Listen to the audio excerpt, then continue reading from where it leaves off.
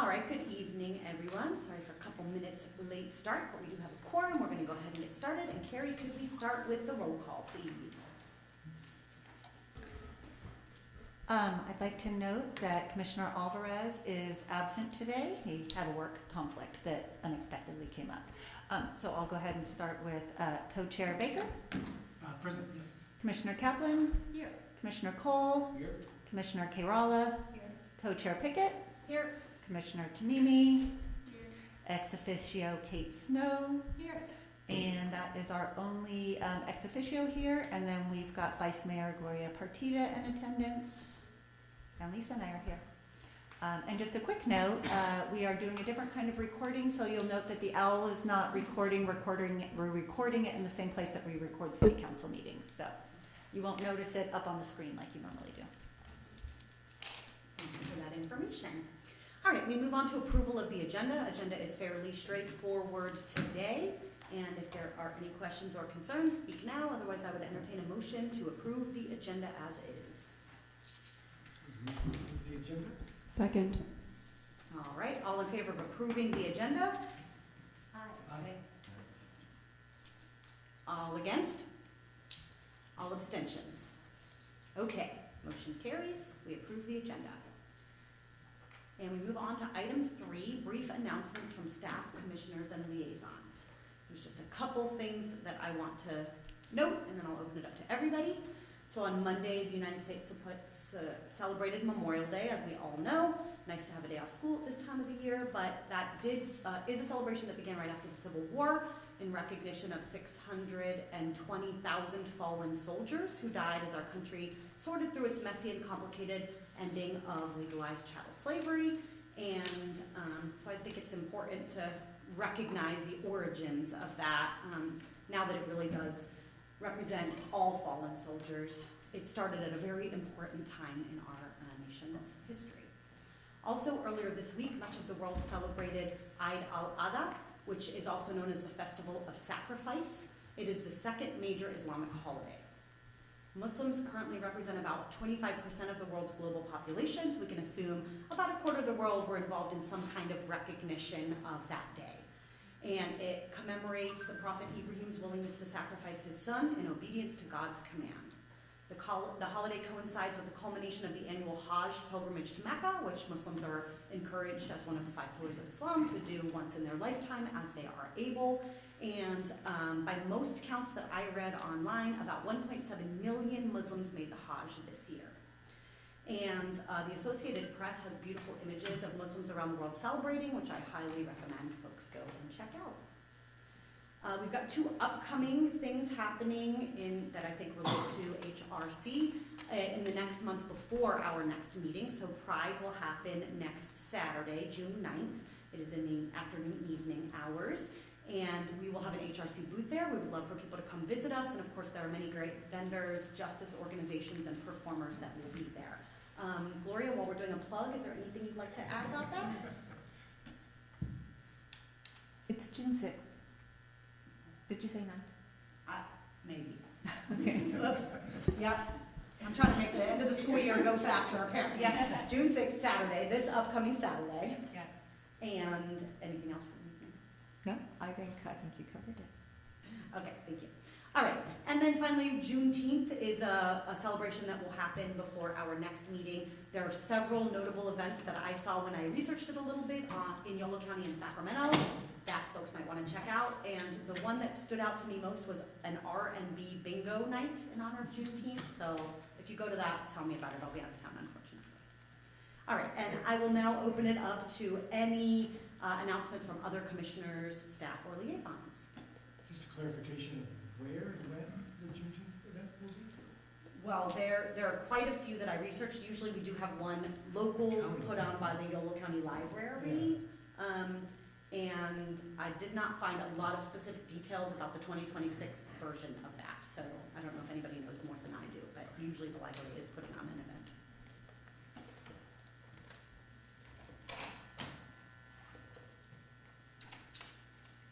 I would like to read a statement that I prepared and an announcement at the end of it. It will take a couple of minutes. All right. So, I volunteered to serve on the Human Relations Commission because I believed in our city and in the possibility of building stronger, healthier community together. The aftermath of October 7, 2023, and the wave of anti-Semitism that swept through Davis like many other college towns left me shocked, confused, and deeply troubled. I felt that I had a responsibility to act, and I believed that the HRC would be the appropriate place to do so. Ordinarily, city council meetings to approve commissioners attract little public attention, but the meeting during which my nomination was considered drew a large crowd organized to oppose my nomination. The reason was my outward Zionist identity. And let's be clear about what Zionism actually means. Zionism is the belief that the Jewish people has the right to self-determination in its ancestral homeland. Many people came to oppose my nomination, but many others came to support it.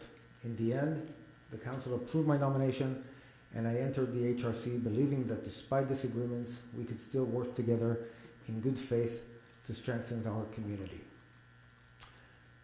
What I encountered instead was hostility, obstruction, and ideological intolerance. One of my first initiatives as a commissioner was a community olive harvest and olive oil celebration, an event designated to bring people together across cultures and backgrounds. The response from fellow commissioners was that this effort represented an attempt to, quote, whitewash the genocide, and I was told that they would not support such initiatives. Later, I worked to establish a public celebration of Jewish American Heritage Month to allow Jewish people in Davis to come together and celebrate their shared Jewish identity out in the open. I wanted this celebration to further honor the immense contributions of Jewish Americans to science, medicine, civil rights, education, and American culture. Once again, the HRC did not support the effort. Instead, it attempted to obstruct and disrupt it. I'm proud that both initiatives ultimately became reality and are now on their way to becoming annual Davis traditions. But it is important for the public to understand this clearly. These community building events succeeded despite the conduct of this commission and not because of it. The clearest example of the moral and institutional failure of both HRC and the City Davis Council is the MAPA report and the formal adoption of its recommendations. On the surface, the recommendations appear benign. A website created and maintained by the authors of the MAPA report states that the concerns raised by Zionist community members about anti-Semitism could supposedly be dismissed by simply replacing the word MAPA with another minority identity group anywhere in the recommendation. But this framing ignores the actual substance and ideological context of the report and the recommendations. Specifically, recommendation number 4 calls for the city to implement anti-Palestinian racism training, where anti-Palestinian racism is defined as language or action that silence, exclude, erase, stereotype, defames, or dehumanize Palestinians or their narratives. That language might sound reasonable until one asks the obvious question: what exactly qualifies as silencing or defaming a narrative? Does condemning Hamas qualify? Does objecting to slogans celebrating October 7th qualify? Does defending Zionism qualify? The problem is not the existence of Palestinian community members deserving dignity and protection. Of course they do. The problem is the deliberate creation of ideological frameworks that weaponize accusation of racism selectively while anti-Semitism is minimized, rationalized, or ignored. And thus result became visible almost immediately.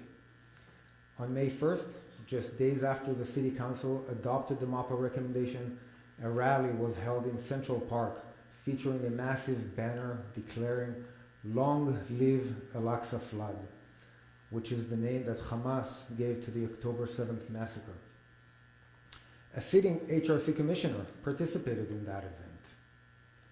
2 weeks later, 2 swastikas were spray painted in Davis during a single weekend.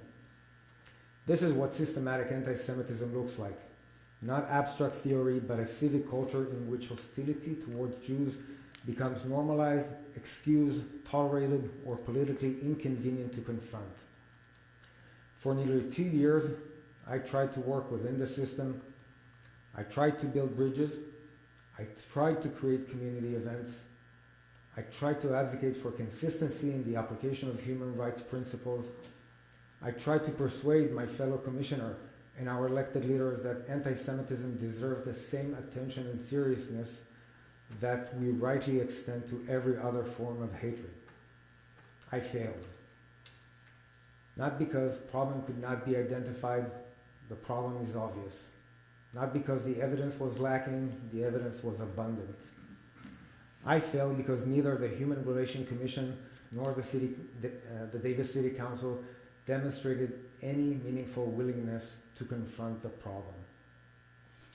At some point, one must distinguish between institutions that are struggling to improve and institutions that have become incapable of correcting themselves. I have reached that point. I no longer believe that the Human Relations Commission can be reformed from within. I no longer believe that the Davis City Council is willing to hold this commission accountable, and I will no longer serve as this commission's punching bag while providing the appearance of an ideological diversity and legitimacy. So tonight, I'm stepping down from the Human Relations Commission. I leave disappointed, but no longer confused. I leave having lost faith in these institutions, but not in the people of Davis. And I leave with the conviction that real change will not come from this commission as it currently exists. Some institutions can be repaired, others must first confront the fact that they are broken. The Human Relations Commission and the Davis City Council have not yet reached that point. That's all. Thank you. I appreciate you taking the time to explain your perspective on everything and to explain to us why you're leaving, and I want you to know that I heard the things that you said. Any other announcements from? Okay, I have a similar but different announcement. So I will also be stepping down from the commission at the end of July, but that is because I am moving. I am really, really proud of the work that the HRC has done over the last 2 years that I have been a member of it. I have learned a lot, and I have felt more as a member of this city, and I'll be really sad to leave it at the end of July. But I look forward to still contributing to this meeting and contributing to the Pride event in a couple weeks. And yeah, thanks.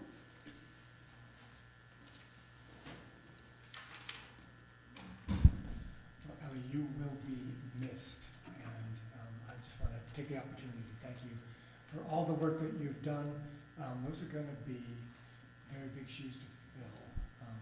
We don't have our council liaison here at the moment, but I think we'll be joined by all my colleagues in hoping that we will be able to find someone to kind of take over some of the amazing work that you've done. And just want to express my personal appreciation for what a wonderful colleague you have been. Thank you. Thank you. Can I just add one more thing, because you reminded me of this?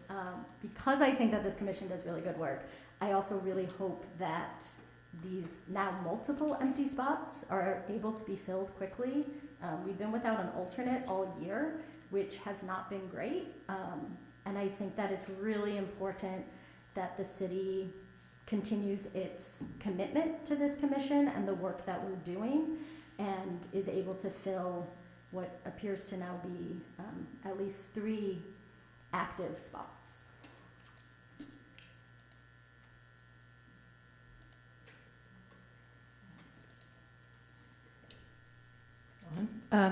I just wanted to let people know a little update from the school district. Just a couple, we're at that celebratory time of year.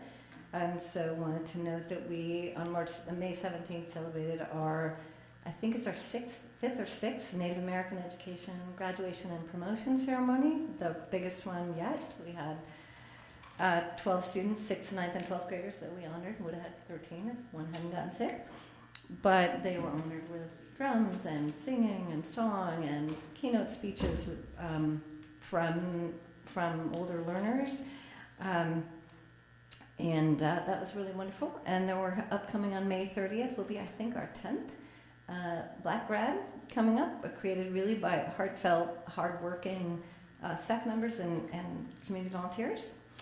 And then on June 9th, I believe it is, we have the first all high school Latin graduation celebration.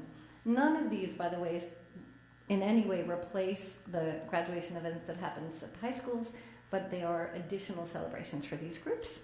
And that one in particular will be, I think we have 75 seniors who've RSVP'd to that one.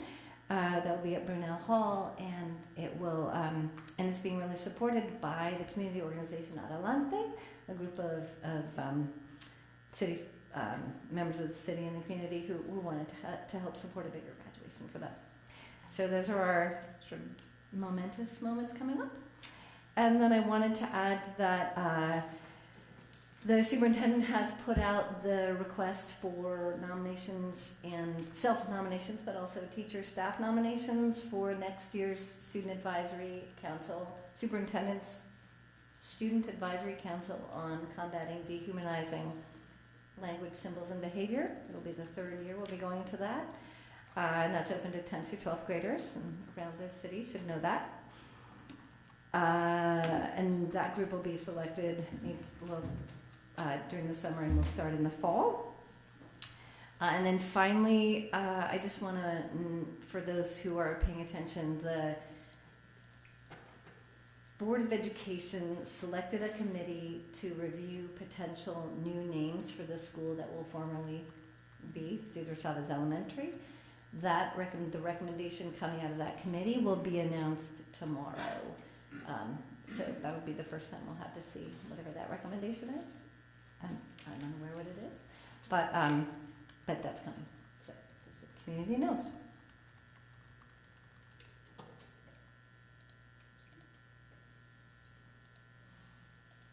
So I didn't know where to fit this in to the meeting. Well, first of all, I do want to say, Ellie, I'm going to miss you, and it's been great being on multiple subcommittees with you. So I know we're going to stay in touch, and we have a lot of work to do on this Sanctuary City subcommittee, so the summer will be busy. But this other thing I wanted to address was kind of a strange one that I didn't know exactly when to address it, but I have changed the email address that I use for HRC. So that was the key piece of information I wanted to let people know. We get sent an email through HRC at City of Davis, so for those of you that are emailing that, you're great.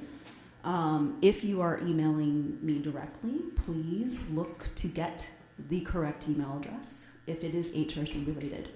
I think it's important that people in the public, and I'm not sure how many of them know, that letters to us about the HRC are public record, and they can be obtained by other people. So if there's something that you want that's HRC related, know that you are making a public thing when you send it.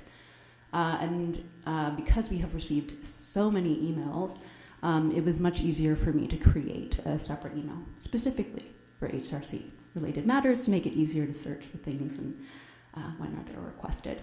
So for now, please use the HRC email that is provided on the website, but if you do need to reach me specifically regarding an HRC matter, I think there's ways to get my HRC email, probably from Carrie, and she can reach out to me and I can let you know.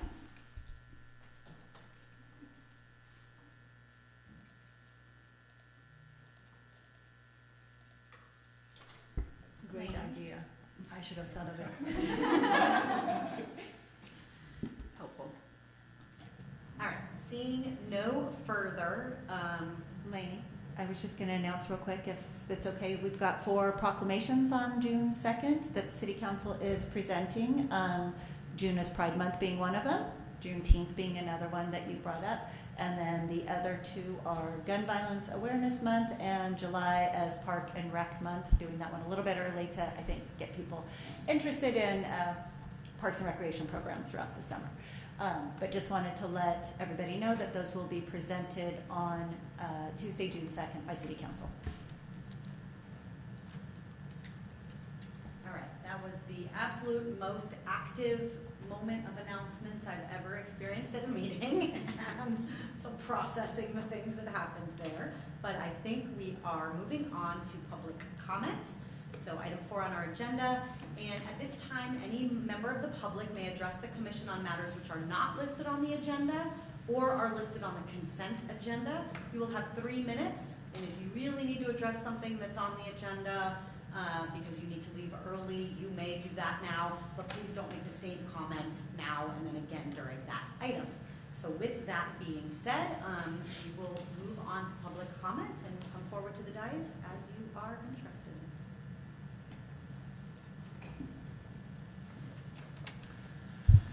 Dan Avadia.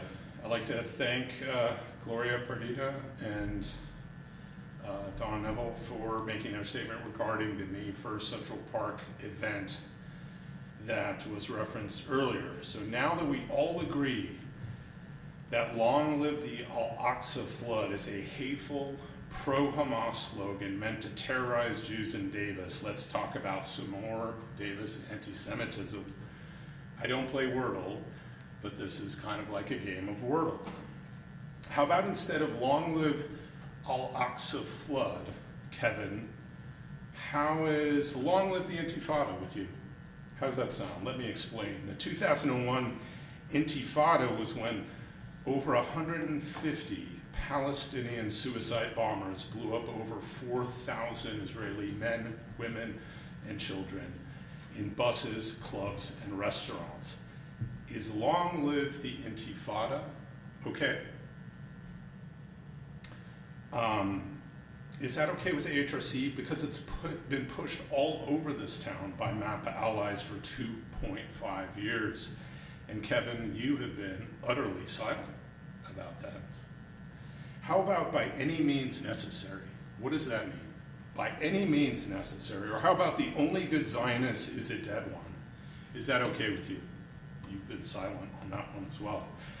How about this from the Party for Socialism and Liberation? The actions of the resistance on October 7th is morally and legally legitimate response to occupation. Serious question, Dima. Why are you hanging out with PSL people?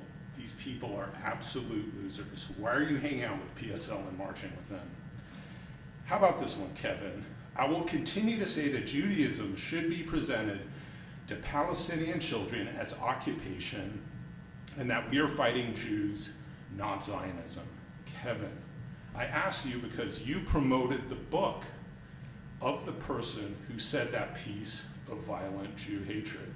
And then you helped enable a 40-minute public humiliation of Amir when he protested your anti-Semitic activism here on the HRC, promoting the author of this book.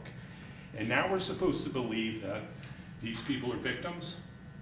They've been around this town screaming in our faces, long live the Intifada, and kill the Zionists for 2.5 years, and nothing but silence.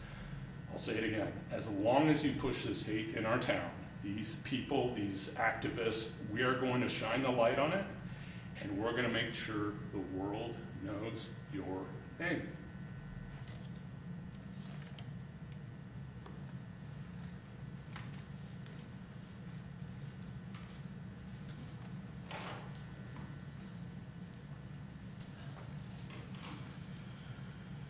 Alan Hirsch.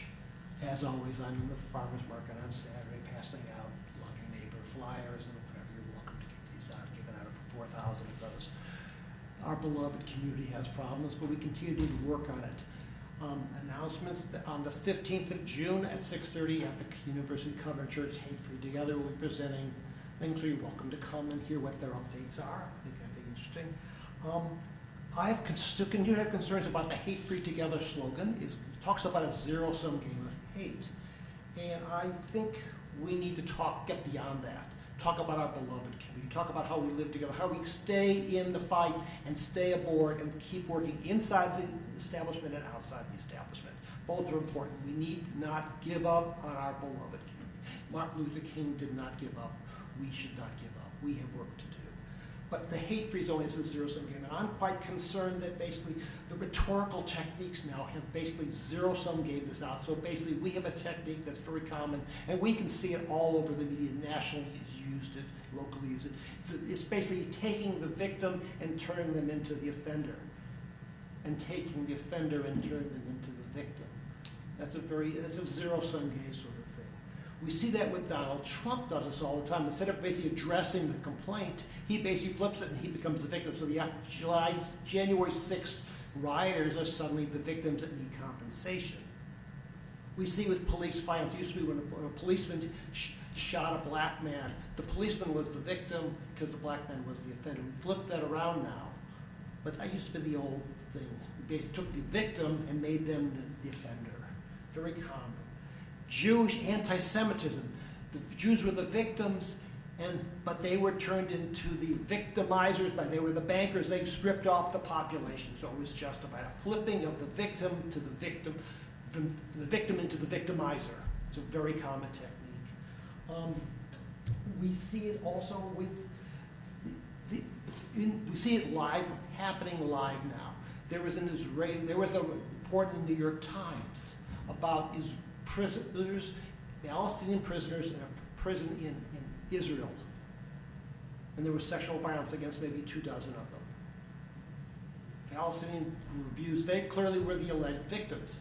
But it was flipped around and suddenly it was blood libel against the entire Israeli people. Again, instead of addressing the specific, we flipped it around. It's a very common technique.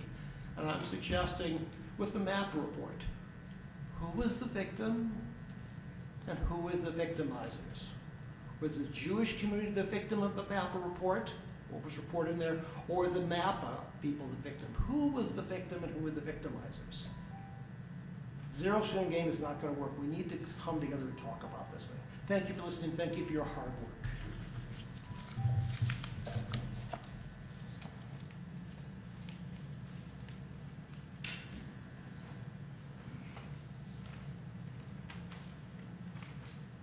Good evening.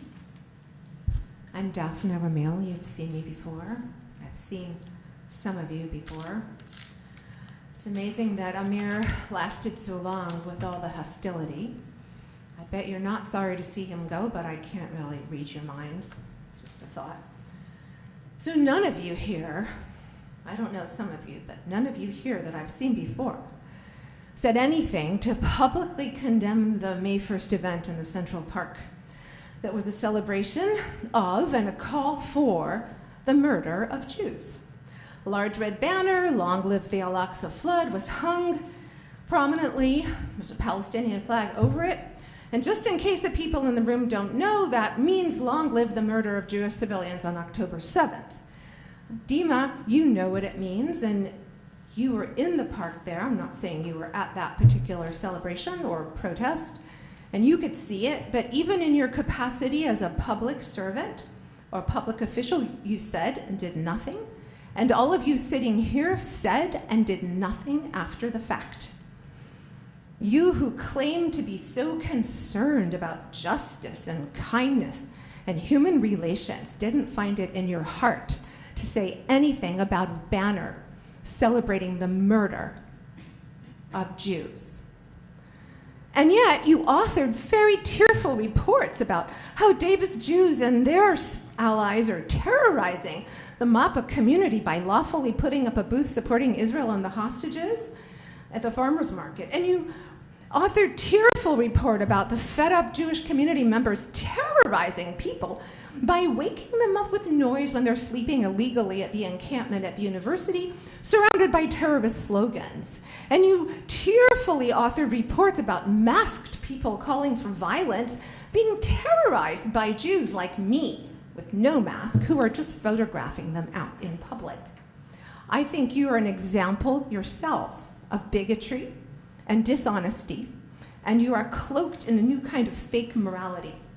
You're clearly more than willing to abuse your positions in order to act on your bias and to further your own ethnic, religious, political agendas. And I wouldn't be surprised if you went whining to someone that this Jew is targeting and harassing you right now. I'm disgusted, and I'm angry, and I am afraid that some crazy will take a cue from you and do violence, but I'm not afraid of calling you out. My people haven't survived for 3,000 years through wars and expulsions and pogroms and Holocaust, only to be silenced by self-righteous, bigoted commissioners in Davis, California. You can dislike us all you want, you can lie all you want, but you're not off the hook as city officials, and don't get up your hopes because we're not going anywhere soon.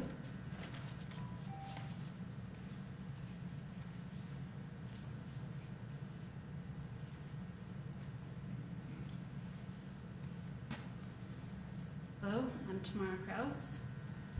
I'm here because I'm very deeply troubled by the double standards of the Human Relations Commission and how you choose to condemn some things and you choose to excuse other things.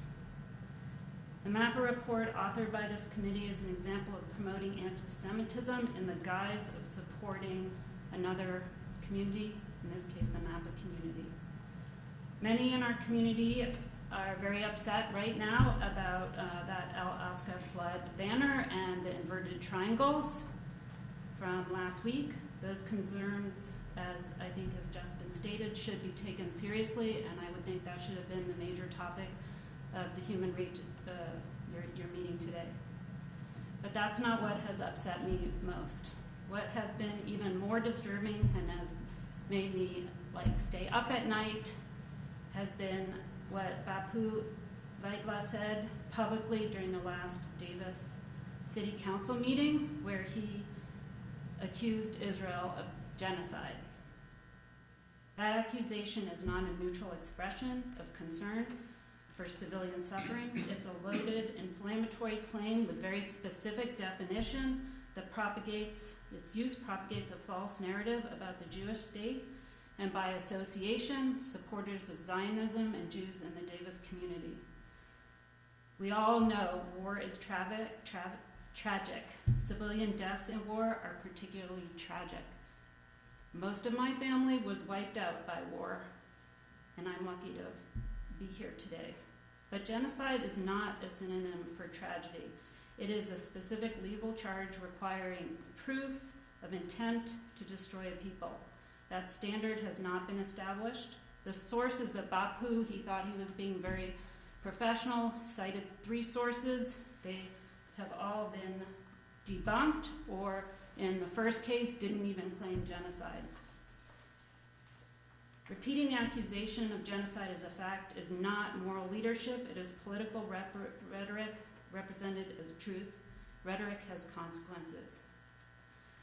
For many Jewish residents here in Davis, Bapu's accusations of genocide directed at Israel do not land as an abstract criticism. They fall as collective condemnation. They contribute to hostility and hate in our community.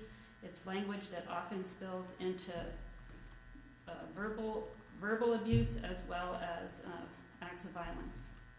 If the Human Relations Commission is serious about addressing hate speech and protecting vulnerable communities, then that standard must apply consistently, including when inflammatory language comes from elected officials. I'm asking you to publicly condemn that statement and hold Bapu accountable, but first, I hold you accountable, and I would ask you to question the use of your terminology and your use of false narratives.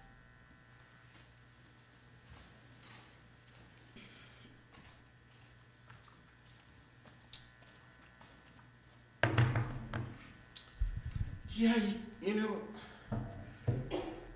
why isn't the Al-Aqsa flood thing on the agenda of the Human Relations Commission? That is, I don't know, an omission, but it's an omission that actually is commission. You should be up here condemning it. Our mayor and our city council person that are here who's here this evening. They put out a statement condemning it.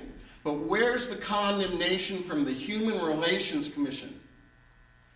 It's not even on the agenda. A banner celebrating the murder of people. I don't care what people. And you are silent. And I just have to say, Mr. Baker, I wasn't going to say anything, but, bring me to a meeting and then get me to not say anything.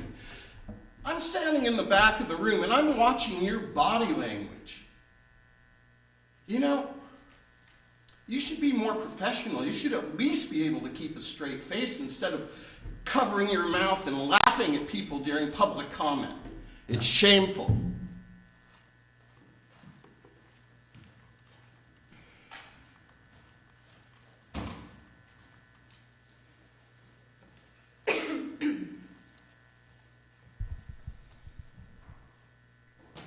Thank you all for being here. Thank you for volunteering your time. Thank you for listening to the voices of Davis. I appreciate every single one of you, even the commissioner that's not here anymore. What I don't appreciate is hearing my community members come up here and berate you for volunteering your time. It hurts my heart. It makes me sad.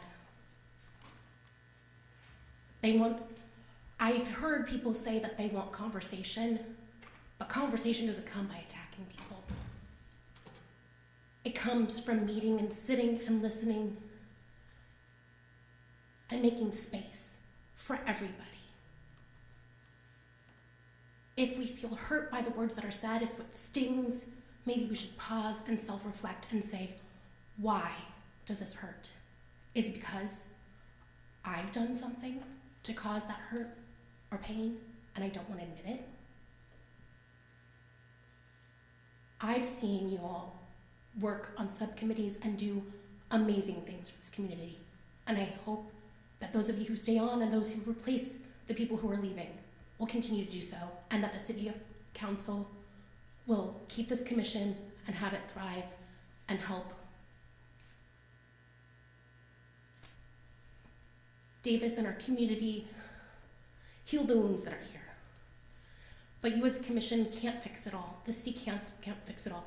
It takes us all as individuals, as community members here in Davis, to work on fixing the things that are broken here in Davis. Thank you.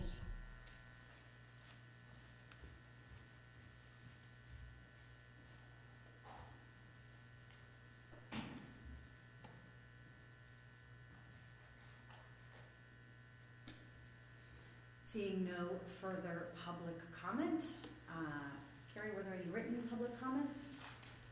No, not for this evening's meeting. Thank you. All right, we move forward to agenda item 5, the consent calendar, and... Can I interject? So last time we had to do this where later in the meeting I had to ask, when is there a time when inaccuracies are put forward that do need to be addressed, especially if they are against a commissioner? I'd like to do that now if that would work. I can do it later, but as of last time, we were told that was acceptable, and I'd like to say some things. Claudia, can you confirm what the process is? I understand that there are inaccuracies, and I sympathize with this. And I'm gonna say to go ahead, Dima, but I have to say that if we stopped every time someone came into city council and accused, council of things, we would be having to correct this all the time. Unfortunately, it is part of being a public persona, and I know that it's difficult. And so I think, like I said, I sympathize, and I'm gonna let you go ahead, but I just would like to keep this in mind, because it will continue. I understand that it will continue, but I think it's surprising to me that that would be your response. given I understand. that I've had literally a public smear campaign happen against me, Yes? and then had to experience more of it right now. That is different. That is different. And also, why is it okay for Josh to make a comment after Bapu makes a comment about racism in this town, and it wasn't on the agenda? His Correct. comment to everyone was not on the agenda, so I should be allowed to respond to this. And honestly, I think we as a commission should be able to speak to things in general as they come up. I agree. I mean, I agree. And this is the commission where we are going to have these conversations. And I think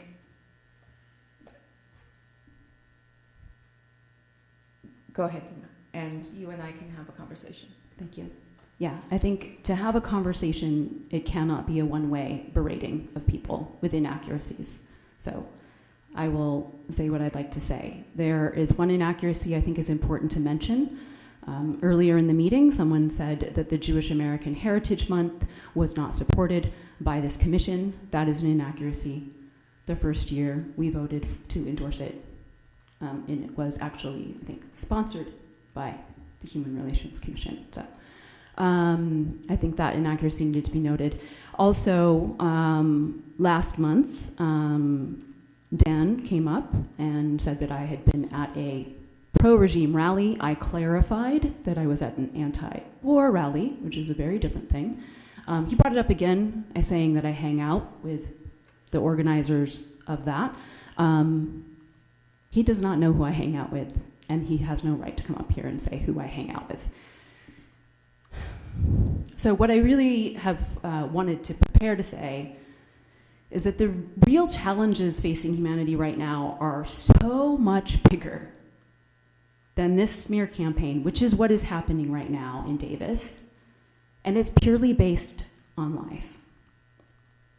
And as the world and so many people are suffering violence, displacement, and the loss of basic human rights, including a genocide in Gaza, and now it looks like Lebanon and apartheid in the West Bank, and I could go on and on, I have not felt comfortable centering what I've personally been going through here in Davis.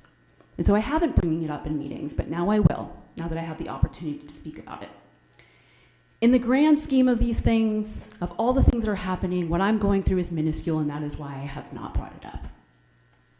But these personal and false accusations have escalated to a point that they are interfering with the work that I do care deeply about. So I'm going to address some of the lies that were brought here, and were brought to City Council, and were put on social media. There was a photo of me at one public event, taken by, I believe, Dan, who followed me in a very creepy way to catch a photo of me at an event with many people around me. That event was a labor event organized by labor unions, Democratic Socialists of America, and supported by Indivisible YOLO, a wonderful organization that I support. People from many circles, including folks from our local churches and synagogues, were there right beside me. It was held at Central Park near the Bicycle Hall of Fame. This photo of me at this labor event was placed alongside other photos of an event that I did not attend. It's then been framed in a way to attempt to misrepresent the facts regarding my affiliations and to manufacture outrage against me online and with the City Council by sending it to City Council and other leaders in this community. So I'm saying this for anyone who's here tonight, or if this goes out to more people, and in general. Since this campaign against me may continue, I ask you to listen to my actual words.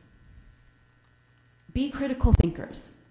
Do not let fear, rumor, or bias do the thinking for you. These smear campaigns, by the way, they're happening all across the country.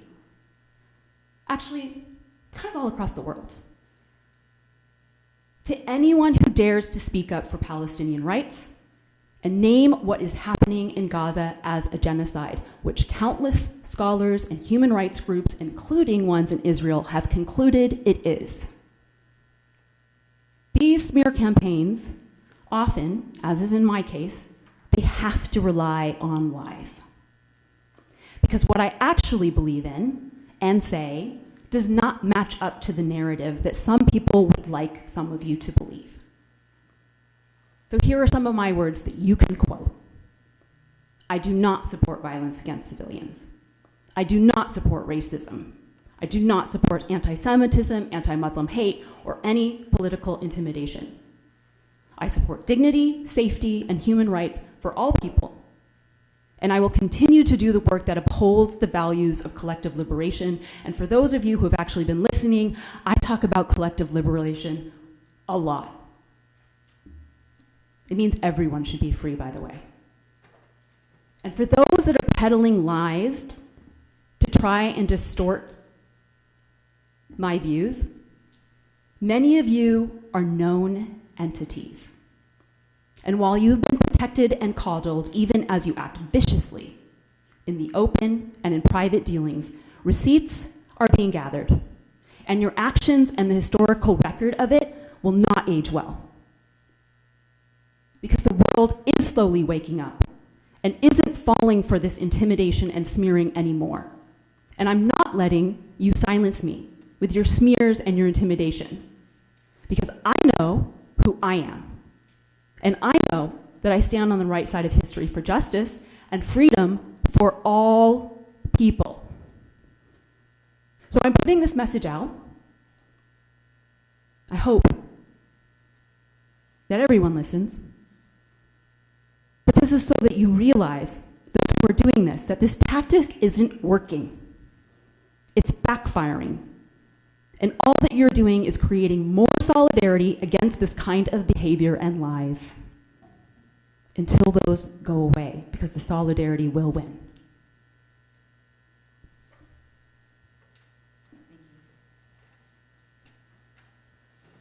All right, so let's recognize that this is not a common practice to respond to public comments, but there were specific extenuating circumstances for the one I appreciate that. Okay, so we will move on now to item 5, which is our consent calendar. Yes, we are at the consent calendar still at this point in our meeting.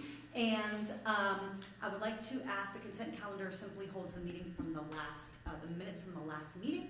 And I would love to ask if anybody has any recommendation to approve or any other concerns or reflections about those minutes. Move to approve the minutes of the last meeting. I second. All in favor? Aye. All opposed? All abstentions. All right, I believe that was unanimous, and we will move forward to our regular items. So our regular items are a couple of subcommittee reports today. And what we will do for both of them, all 3 of them, is have a committee report or a council discussion, a commission discussion first. If anybody wants to come for public comment, we'll do that. And then after that, of course, if there's anything we need to vote on, we will take votes. Our first subcommittee is item A, Subcommittee on Community Engagement on Developing Forums, Educational Opportunities, and Materials Regarding Immigrant Safety and Solidarity. We'd love to hear from the subcommittee now. Well, that subcommittee is myself, Ellie, and Felix isn't here today, but I will give a quick update, and Ellie, if you want to jump in, please feel free to. So we have been working on, in particular, I think we discussed this last time, focusing on the first topic that we wanted to do a deeper dive into, since the work that the other subcommittee, the one previous to this that was broader around sanctuary city and immigrant safety and solidarity, did not dive into topics very specifically. Our first topic that we mentioned last time would be labor. So we've developed 2 labor surveys. One which is more directed toward workers themselves within Davis, and the other one is directed more towards organizations working on behalf of or with workers and communities around labor. Those are both done. We did put them out to various leaders and experts to get their opinions on those. We adapted them and included some of the additional things they wanted in there. And now we have sent them to Carrie, who is going to just make sure from a staff perspective that we are good to actually start distributing those. So once we get that staff approval, our hope is that that will be quick, and then we can get those into the hands of both workers and labor groups, and probably run it through the summer, and then return in the fall to be able to give a readout on and an assessment regarding what we're hearing from workers and from labor organizations regarding the sort of climate here for workers. And like in many cases, we will do both the assessment of what we're seeing, but also potentially some recommendations to move forward with. Yeah, I just want to follow up on that and say that it's really important that we get these surveys out kind of as soon as we can. This is like a really critical period to get them into people's hands. So just really hoping that staff approval can come quickly. And then we did also talk about translating it as well. So I think the plan right now is to send out English language versions, but wanting to get that translated into at least Spanish as well. Yes, thank you. I forgot about that. And actually, that's something Carrie may want to see if that's an area that the city can support. I promise that I will have it on my list to review as soon as I can. It's caught me at kind of a busy time, but I will do my best to get to it next week. Yeah, and if the translation part is a problem, I think we could probably manage it. We did have our Spanish interns. That program has concluded. Okay. So we do have some staff on board, but that is a little bit of a lengthier process because they've got other duties. The interns were great because they were ready to go right then and there. Okay. So we'll see what we can do on our end. I'll first take some time to review the content and see if I need to run it through anybody else within the city manager's office, and then get back to you first on that, and then see what we can do about the translation part as well. Okay, thank you. Is there any points of discussion for the entire commission at this point, or are you pretty much moving forward with what you're doing? I mean, unless anybody has thoughts that they'd like us to think about, but this hasn't gone out. So if there are thoughts regarding, like people we should be talking to, people we should make sure get those surveys, that would be super helpful for us as we move forward. But I have a question. I understand the focus is on labor, and sometimes the common definition of labor is folks who are in unionized associations. And I just was wondering how you hold that definition of how you're defining labor. Is it the general labor force? Is it? It's the general labor force. So yeah, I mean, it's more work. Anybody working within the city. Okay. Yeah. Great. Thanks. Let me just ask Dean, because I understand that there have been concerns also about folks that might be considered workers, but might also be considered like straddling the line into small business type of folks. Is that kind of within your universe too, or? Yes, and we will be specifically going out, or hoping that this goes out to like a variety of groups, including people like our street food vendors, who are not necessarily working for an employer, but are running their own business. So yes, it will include all of them. Great, thank you. Okay, we can have more discussion if we would like, but let me go ahead and pause for public comment if there's anybody who would like to comment on the work of this subcommittee at this juncture. Seeing none. Is there any final communication for the commission? All right, so Just one other clarifying question, and if I may, sorry, because I think I blanked out for a minute while you were presenting the time period.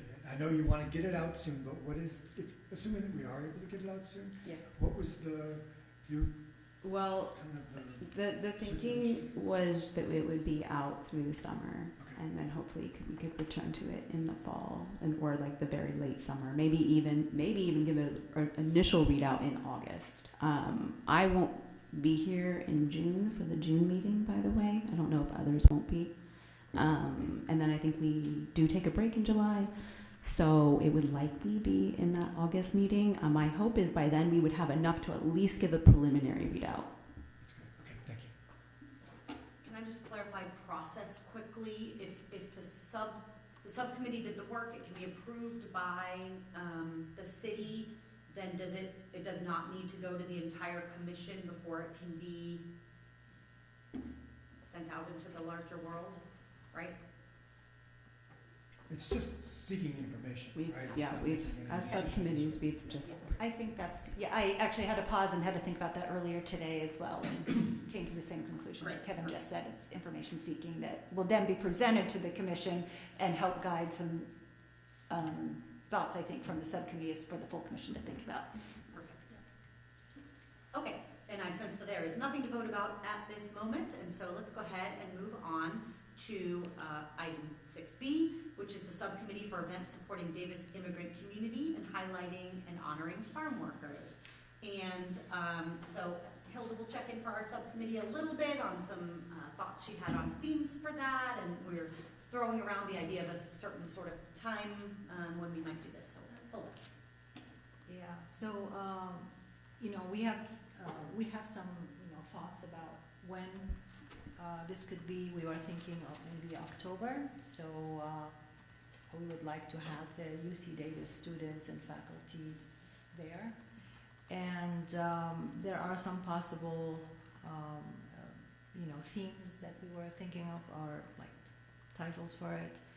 One of them is Communities Flourish When Everyone Belongs, celebrating cultures, contributions, and community. And the third one is a celebration of diversity where every story belongs. So we would like to, have your feedback if you like any of those titles, and about the dates. We are not sure if would be a good, date. Maybe the first or the second week of October. I don't know if UC Davis would be in session. So we're sort of redreaming and revisioning the whole thing and just wanting to open up for some discussion. We'll take some notes and just kind of come back with a greater thought bank of reflections about this. Hilda, do you mind to say the titles again? The titles. Communities Flourish When Everyone Belongs. That's the first title. Celebrating Cultures, Contributions, and Community. Second one. The third one is a celebration of diversity where every story belongs. Can I ask a follow-up question, or should we open it up to public comment and then discuss? I think discuss first, and then there would be more to comment on. Okay, sounds great. Could you say a little bit more about how you were envisioning the event, just so I can get a better sense of like these titles, because they're purposely broader, which I understand, but like the MLK event in the past has been mostly like speeches and some like kind of songs or performances. The event that this one is replacing was more like farm worker focused, right? More like kind of the speeches and the topics were grounded in the Chicano movement. So how were you kind of envisioning like what people might be talking about, or are you getting rid of that and having it be more like a fair? What were you thinking? I was thinking actually we add to it rather than removing. I mean, the farm workers still is an important part or aspect, but then adding to it because the labor force has changed since probably when Cesar Chavez had started the event. So I think it would be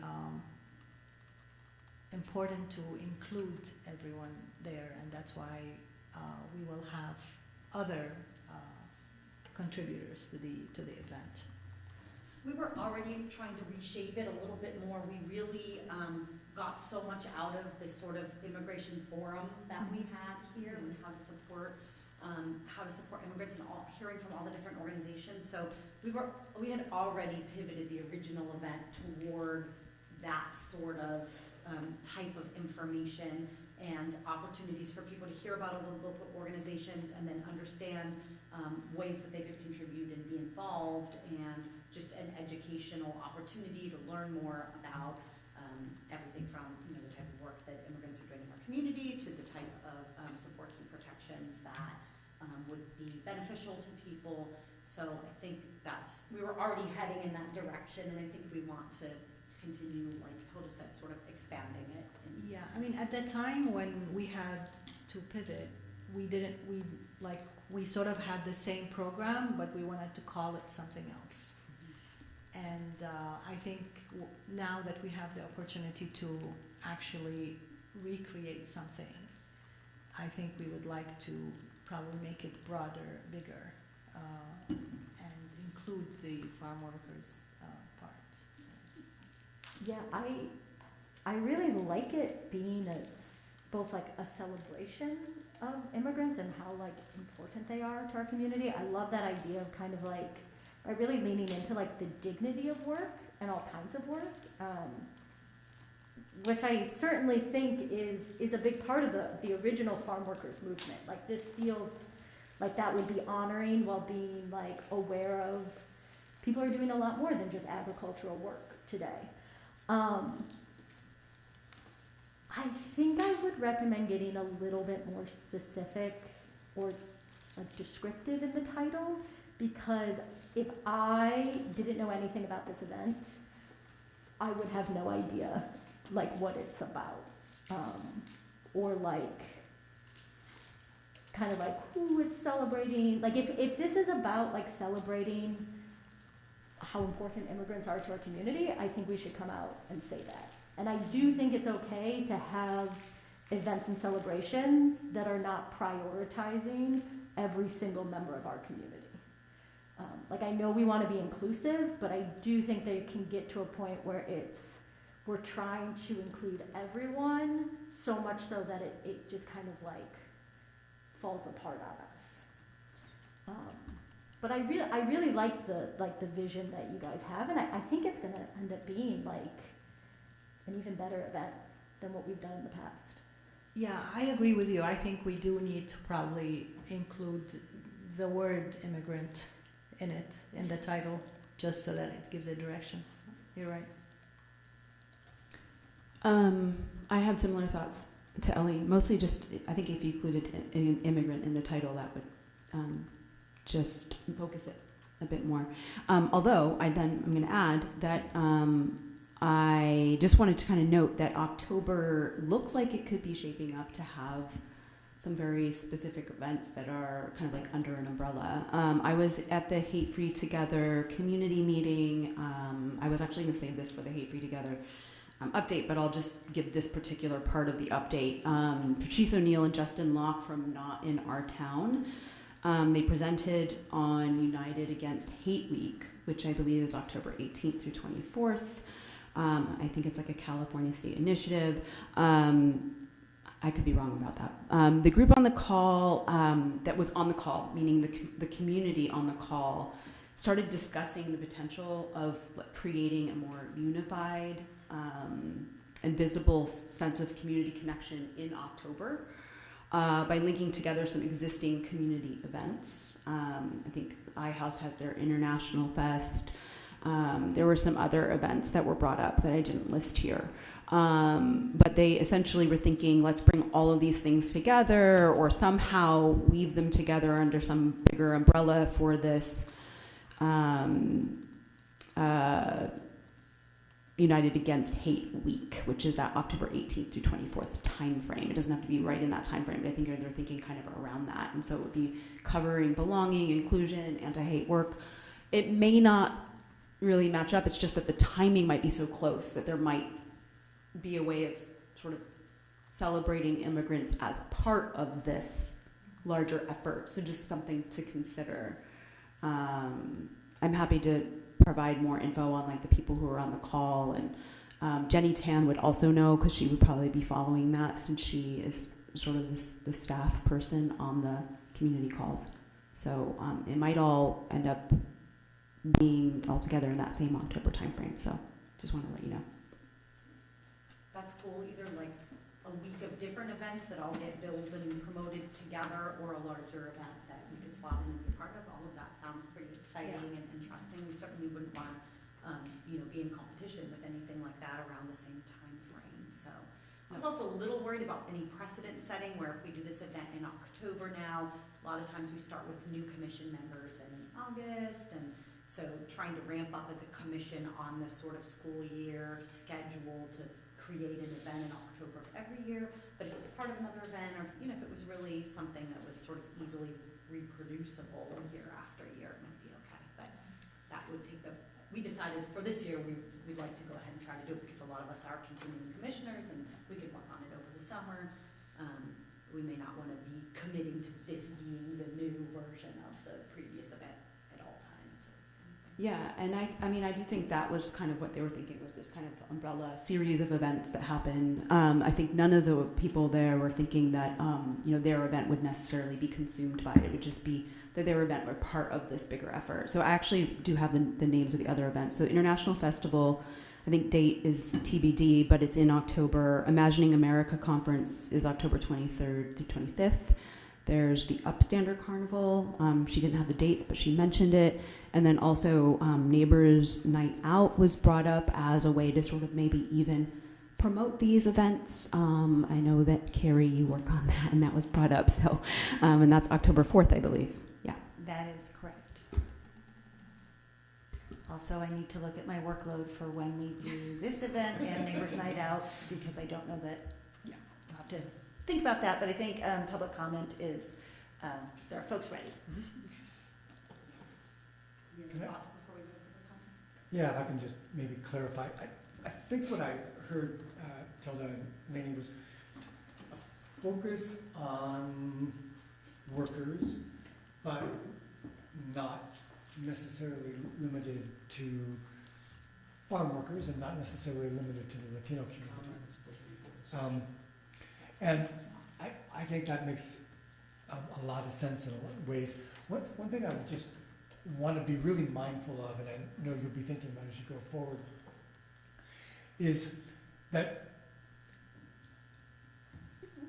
as we sort of think about this, I think sort of consultation with Latino community leaders will probably be really helpful.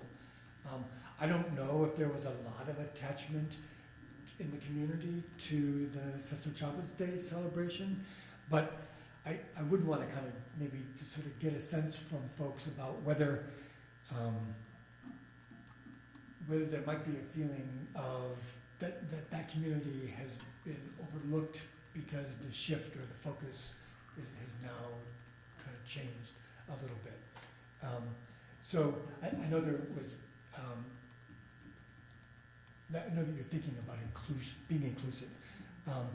And I just want to make sure that if people don't feel like the spotlight's being removed from an important community that had been previously recognized and celebrated in a way that they feel is, less than, the same level of recognition. So just a thought, and I don't have any personal opinion about it, but it seems like something we want to keep in mind. Yeah, I agree with you. I think we do need to be mindful of it. All right, let's go to public comment about this item. Thank you. The point of this whole thing is to make immigrants feel safe in the community, and it's happening right now. So I'm suggesting the most important thing we can do is to make signs and put signs up. Davis for everywhere, and wherever you're from, I'm glad you're our neighbor. Multiple languages, we should be doing that. I pass those out at the farmers market. I struggle to get them out. I would appreciate some help from this commission to help pass those out. That would be a wonderful thing. Get them in the neighbors, because neighbors turn in neighbors, or maybe they don't. There should be places of business and whatnot. That's really important.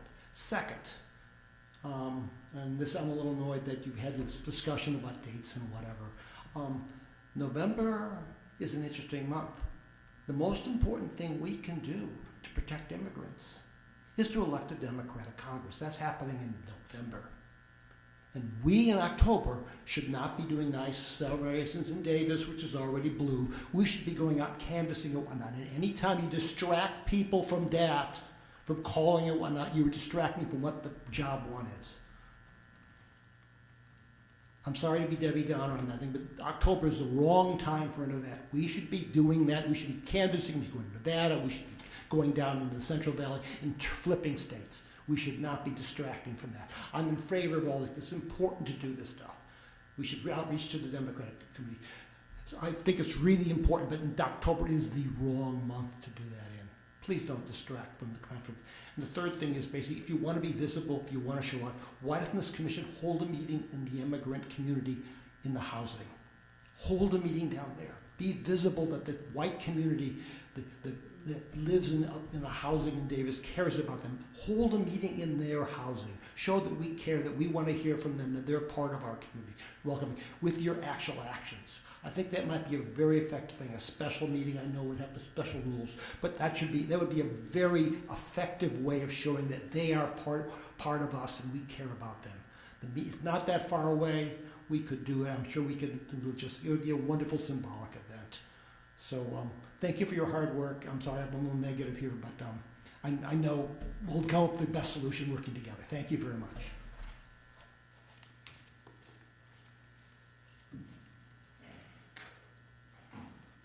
I see no further public comment. I have found this all to be very helpful for our little subcommittee. Any other commissioners had any thoughts that came up?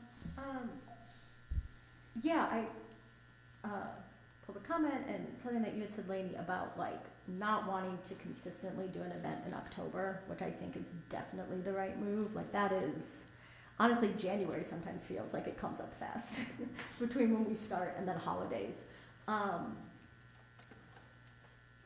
And I think something that you said too, Kevin, about maybe getting more information about how people did feel about the Cesar Chavez event as it had existed in the past. I mean, the one that I went to last year was pretty sparsely attended, except for when the children performed, which was definitely like the highlight for me. That was amazing.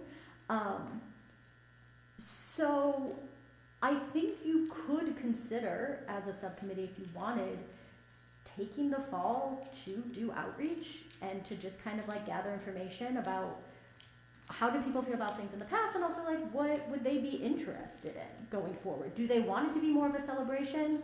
Do people want it to be more informative, some kind of mix or whatever, and then still have the event in the spring, which I actually think having a spring event, especially kind of end of March, early April, as we're like moving into spring, is just really a nice time for an event.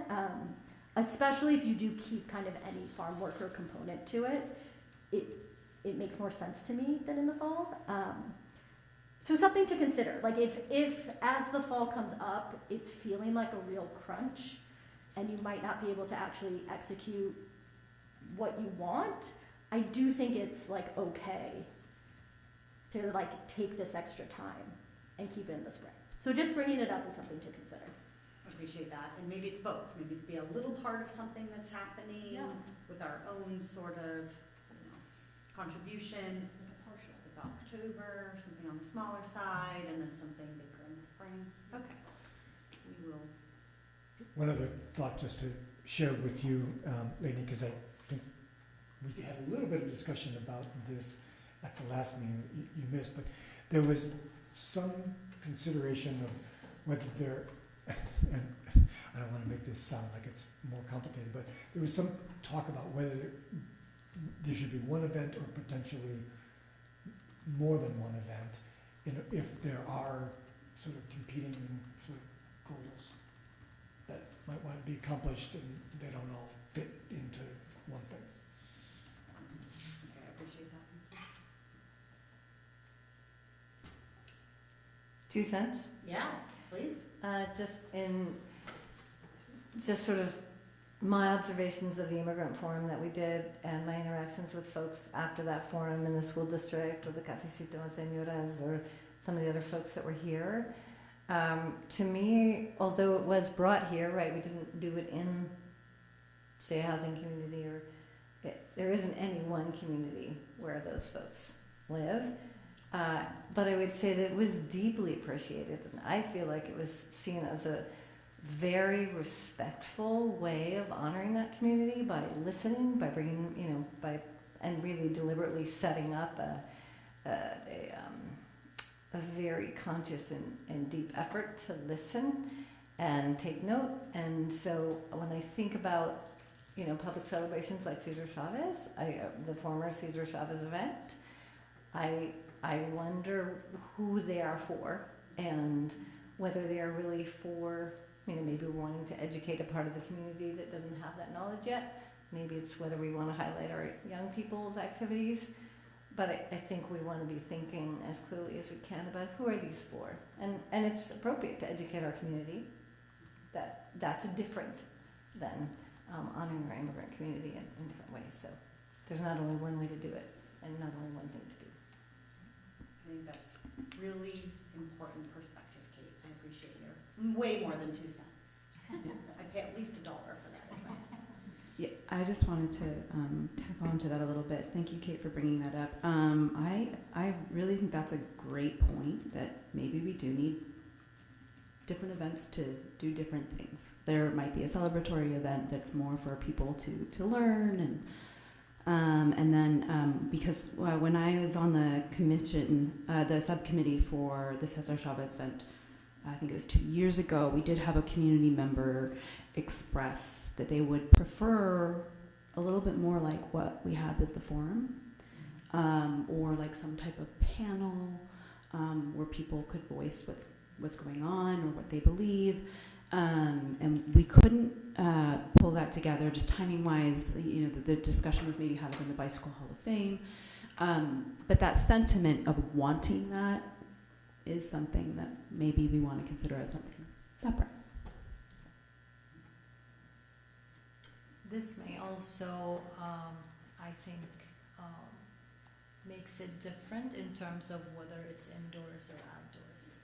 So, I think having the opportunity or giving them the opportunity to tell the stories about their, challenges, their life is so important. So I think probably that would also impact where it takes place. All right, I got us a million notes here, so we can proceed with our little baby subcommittee. Yes. Depending on you now. Okay. Excellent. Appreciate everybody's input, and we will move forward on to item 6C, discussion regarding the process of presentations to City Council. So this came up in the last meeting as a result of the MAPA report, and what I think somebody could address this a little better than I can, because I missed the last meeting and I don't know the behind the scenes stuff, but basically we do want to figure out what our process is by which we could approve a group of people or pre-approve a group of people, for example, to do a presentation for the City Council. So who wants to speak to this first? And then I think it might be helpful to have Claudia weigh in on what the logistics are. Yeah, I can speak to this because this was an agenda item that I requested, and yeah, it came out of the MAPA subcommittee, not knowing that we had to get approval by the full HRC commission in order to present our proposals to City Council. It is, as far as I'm aware, not uncommon for commissioners to present on recommendations that they send to council, but the rule has always been, or at least is now and going forward, that in order for those commissioners to be able to have more time than just public comment time, the commission has to vote on it. And so we all know this now, the 6 of us who are currently on this commission. I don't think that it is an issue in the here and now, but I'm really worried about institutional knowledge, like this commission turns over as we see today for next year. Hopefully there's 3 new people on this commission. And so I wanted to talk about a process to make sure that subcommittees are always aware that you have to have a vote in order to get that approval to present. Ideally, I would love to have some kind of vote that just says like, hey, when a commission votes on sending recommendations or sending a report to city council, included in that is permission for that subcommittee to also present. But I don't know if kind of baking that in, having those umbrella permissions is something that's allowed. And so if it's not, this is really more of a like education component for future HRCs. Thanks, Ellie. Sorry. Kevin, were you going to speak? Okay. I agree wholeheartedly with you on this. I would love it if we could just vote it in, because I do worry about future future commissioners running into the same issue. And, you know, during the time of like Bright coming up right before the map report, and the recommendation being presented to the city council, it was not clear to me that this was clear. It seemed unclear. And there were kind of conversations of like, well, maybe you could, maybe you couldn't. That seems problematic. And so maybe it needs to be something that I don't know if maybe it's in the what's the handbook. Maybe it's in there, although I feel like even that language was like either not there or not very clear. So it feels like it would be better to have it just be something that we vote in. Or if we can't vote it in as like when we vote on a thing, a recommendation or a report, you just get the opportunity as a subcommittee to present that. That would be the ideal. If not, I think it could be a process thing that has to be baked in, which is like every time you vote on a report or recommendation that goes to the city council, you have to go through the vote, and you know, staff would hopefully help us make sure that that gets done. Like, okay, and now you need to make sure that you vote that you are going to present it or not present it.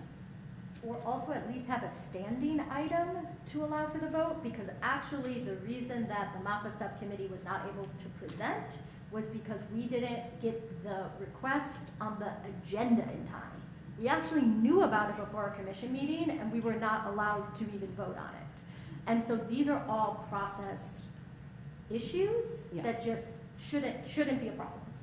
So, Claudia, as a matter of process, and I don't know if we need to wait for our staff, but it seems logical to me that if the exactly what they're both saying, if the entire commission approves a report to go forward, they could simultaneously also approve that if it was requested by the council or approved by the council, the subcommittee could present it. Is that something that seems feasible to you? So there's a conversation happening. Sorry, we're trying to get our own information straight. But I hear what you're saying, because it's easy to lose track of the mechanics of how things are supposed to occur. Yeah. And I know that for some of like the boards I sit on, or even like the template for what when the agenda comes out, sometimes there's something inserted for okay, now this is when the recommendations come forward or when a report comes forward, automatically there's a reminder that says, remember that you have to choose a commissioner.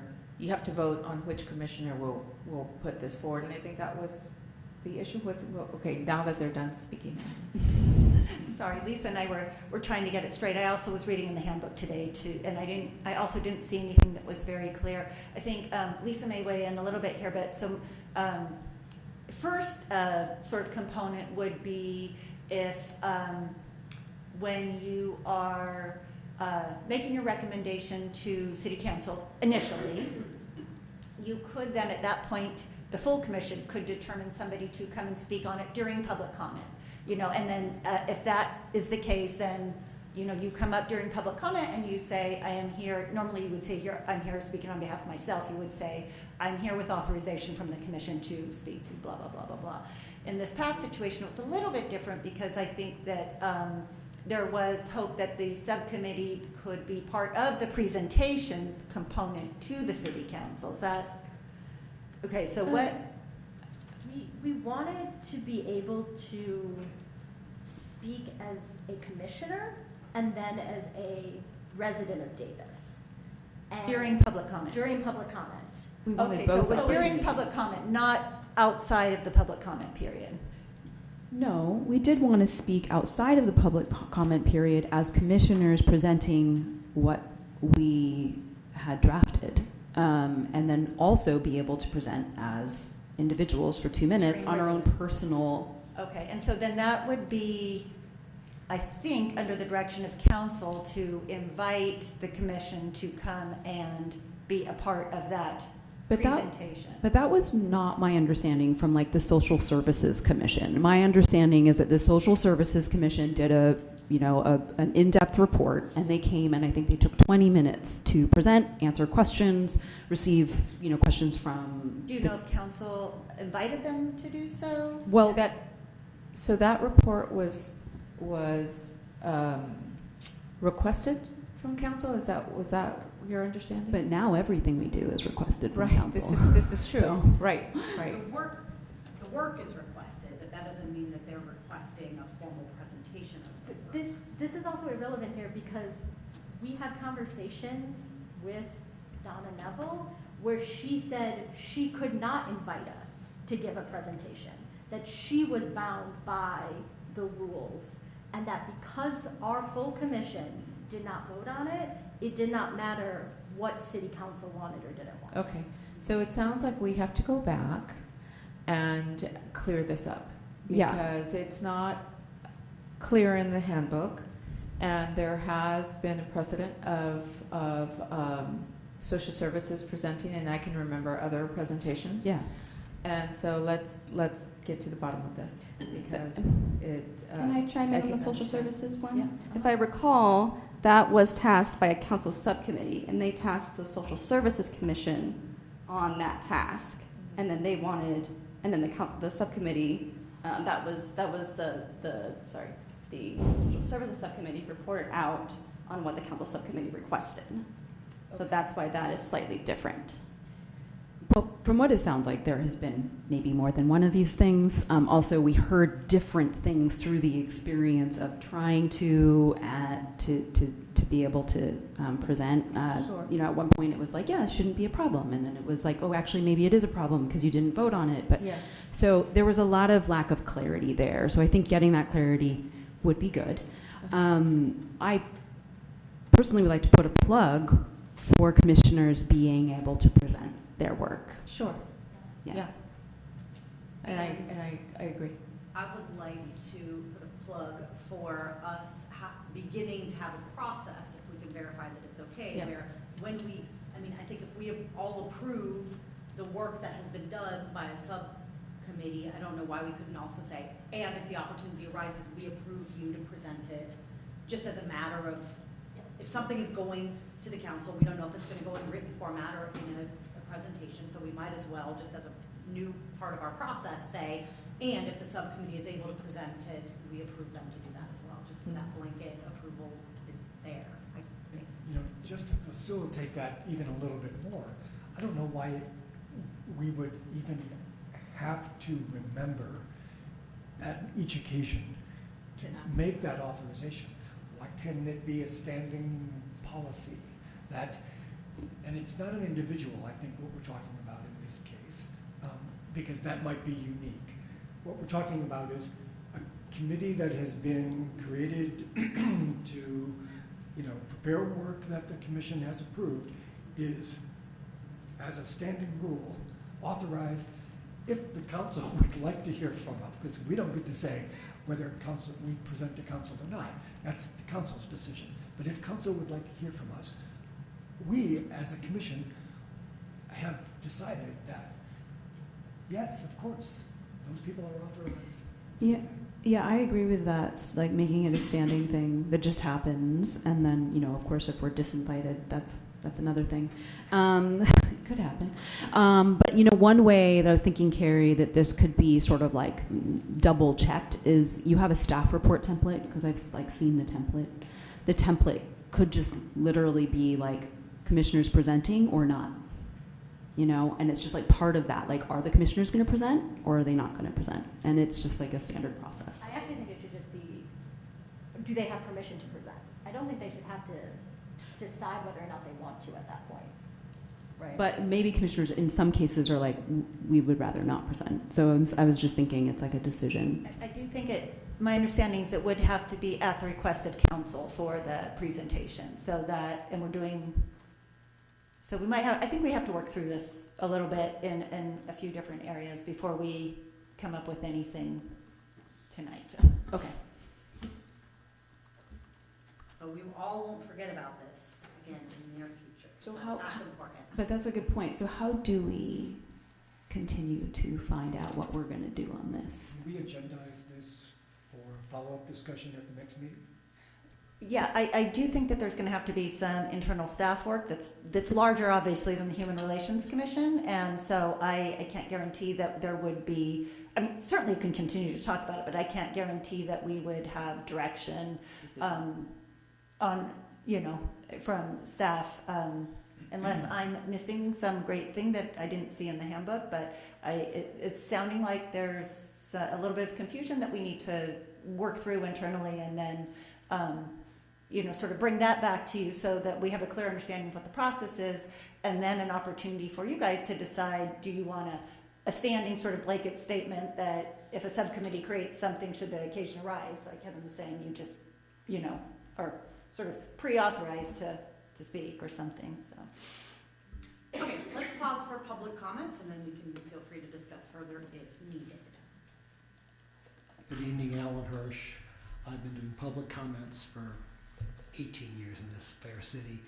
The only time I've had a chance to present to council was I had to file a complaint against the planning commission thing, and it cost me $250, and I got 8 minutes, and I got a chance to present my slides about the tearing down of 250 trees at Sutter Hospital.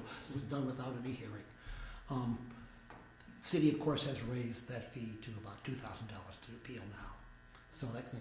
You should request that you have the right to make a comment is the right to make PowerPoint presentations. Visuals are really important, worth 1,000 words. That's really important. You don't get that in public comment. Why can't you put PowerPoints in public comment? Because it was decided arbitrarily by the mayor without a decision of council to just abolish PowerPoint slides. The Brown Act is a floor, not a ceiling. The council can allow public comment to extend. They can basically give anyone in the public comment to give lots of time. They can allow the commission to speak. The commission handbook, they write the commission handbook. They can change it at a whim. The buck stops with the city council. If they don't want to let you have speak, it's their responsibility. They can't stand behind any state law. The person who controls the agenda has the power, and the council, the staff wants to control it because they don't want to have ideas coming in from the public and things they can't control, they don't know where of. So this is the meta game that goes on. They don't want too much public comment, they don't want too much input, so they control it. And there are good reasons for that, because the city council needs to move ahead, we never do this direct. But the commission is a different animal. The commission should have lots of power, should have a right to appeal. There used to be joint meetings between the commission and the council, you had your peers right there. That seems to have stopped. Council is basically playing in the staff's game to basically control what happens and what they hear from the public. The commission should have super authority to basically break that rule, and they have lots of time to present PowerPoints, to break in and say, we want to bring things forward to you.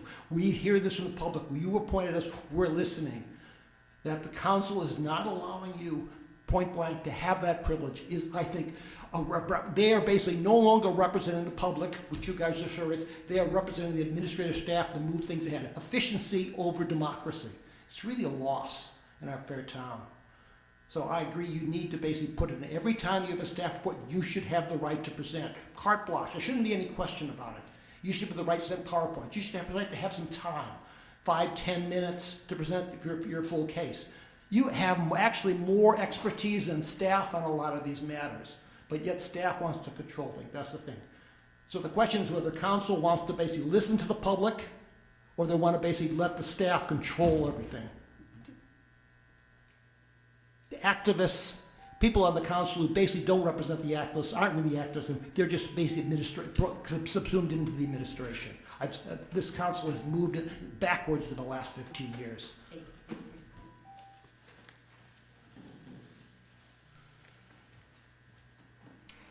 Hi, Bart Wise. I'm a relative newcomer here, and so you can take this with a giant grain of salt, and some things have already been talked about, and even Mr. Hirsch, I think, kind of reflected some of this, but these are just sort of observations from looking at this.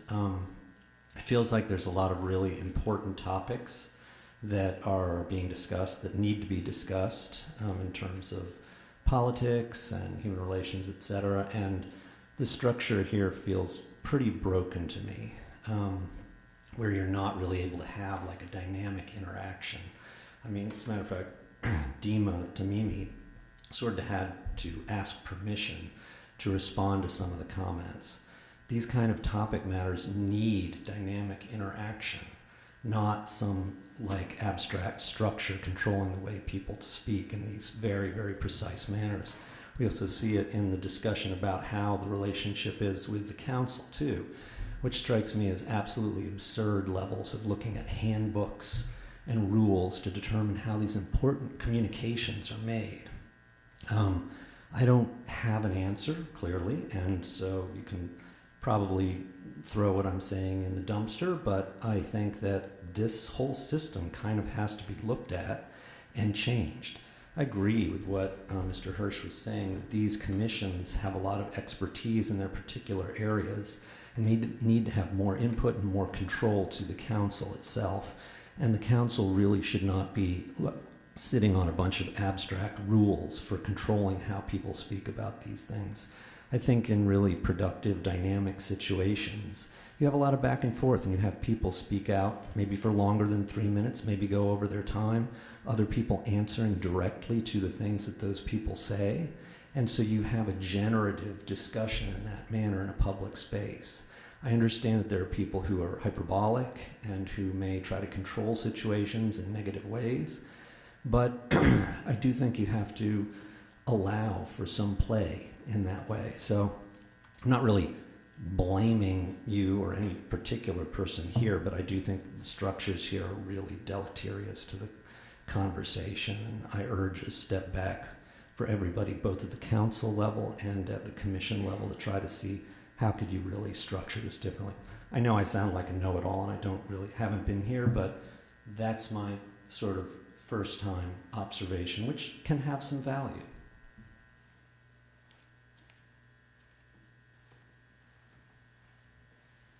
All right, seeing no further public comment, any final commission input into this topic? All right, so we agree we'll revisit it and we'll hope for some input from staff at the soonest possible venture. And we will move on to item 60, which is committee updates. And given that there were 2 agenda items regarding committees, we're going to do the 3 committee updates first, and then I'll do public comment if there is any. So we will start with the Campus Council on Community and Diversity. I do not have an update. If I missed anything. We do have our last meeting in June, and in preparation for the next academic year, the commission should nominate the next person who will be representing the HRC at the CCC&D. A couple of programmatic items to share. One is the pending announcement of the book project, the featured book for the 25-26 book project. That should be forthcoming in the next couple of weeks. The Mondavi Center is in negotiation with the author. Just as a reminder, the theme for this upcoming book project, which will be celebrating the 25th anniversary, is civil liberties. So if the commission would like to consider being part of the program for the 25-26 project, certainly welcome to. And then the preparation for the selection for the 27-28 season will be on the topic of futures and technologies. So we are accepting book nominations for that theme for the process of the book review to begin this summer. Those are the updates that I have. Michael, for the purpose of our nomination for our next representative from the commission, can you please remind me when the first fall meeting is? Sure, October. October, okay. Then I would suggest maybe we, in August, put on our long-range calendar for a nomination of this position. Thank you.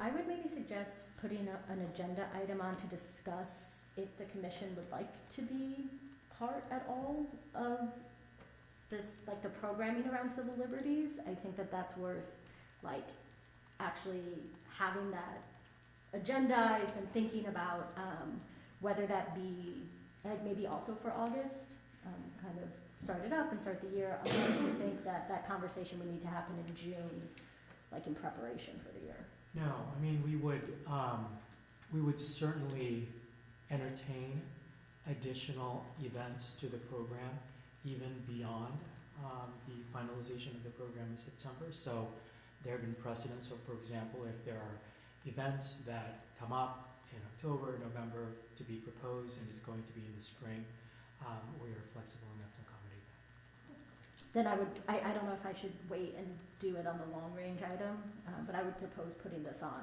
for August. Noted.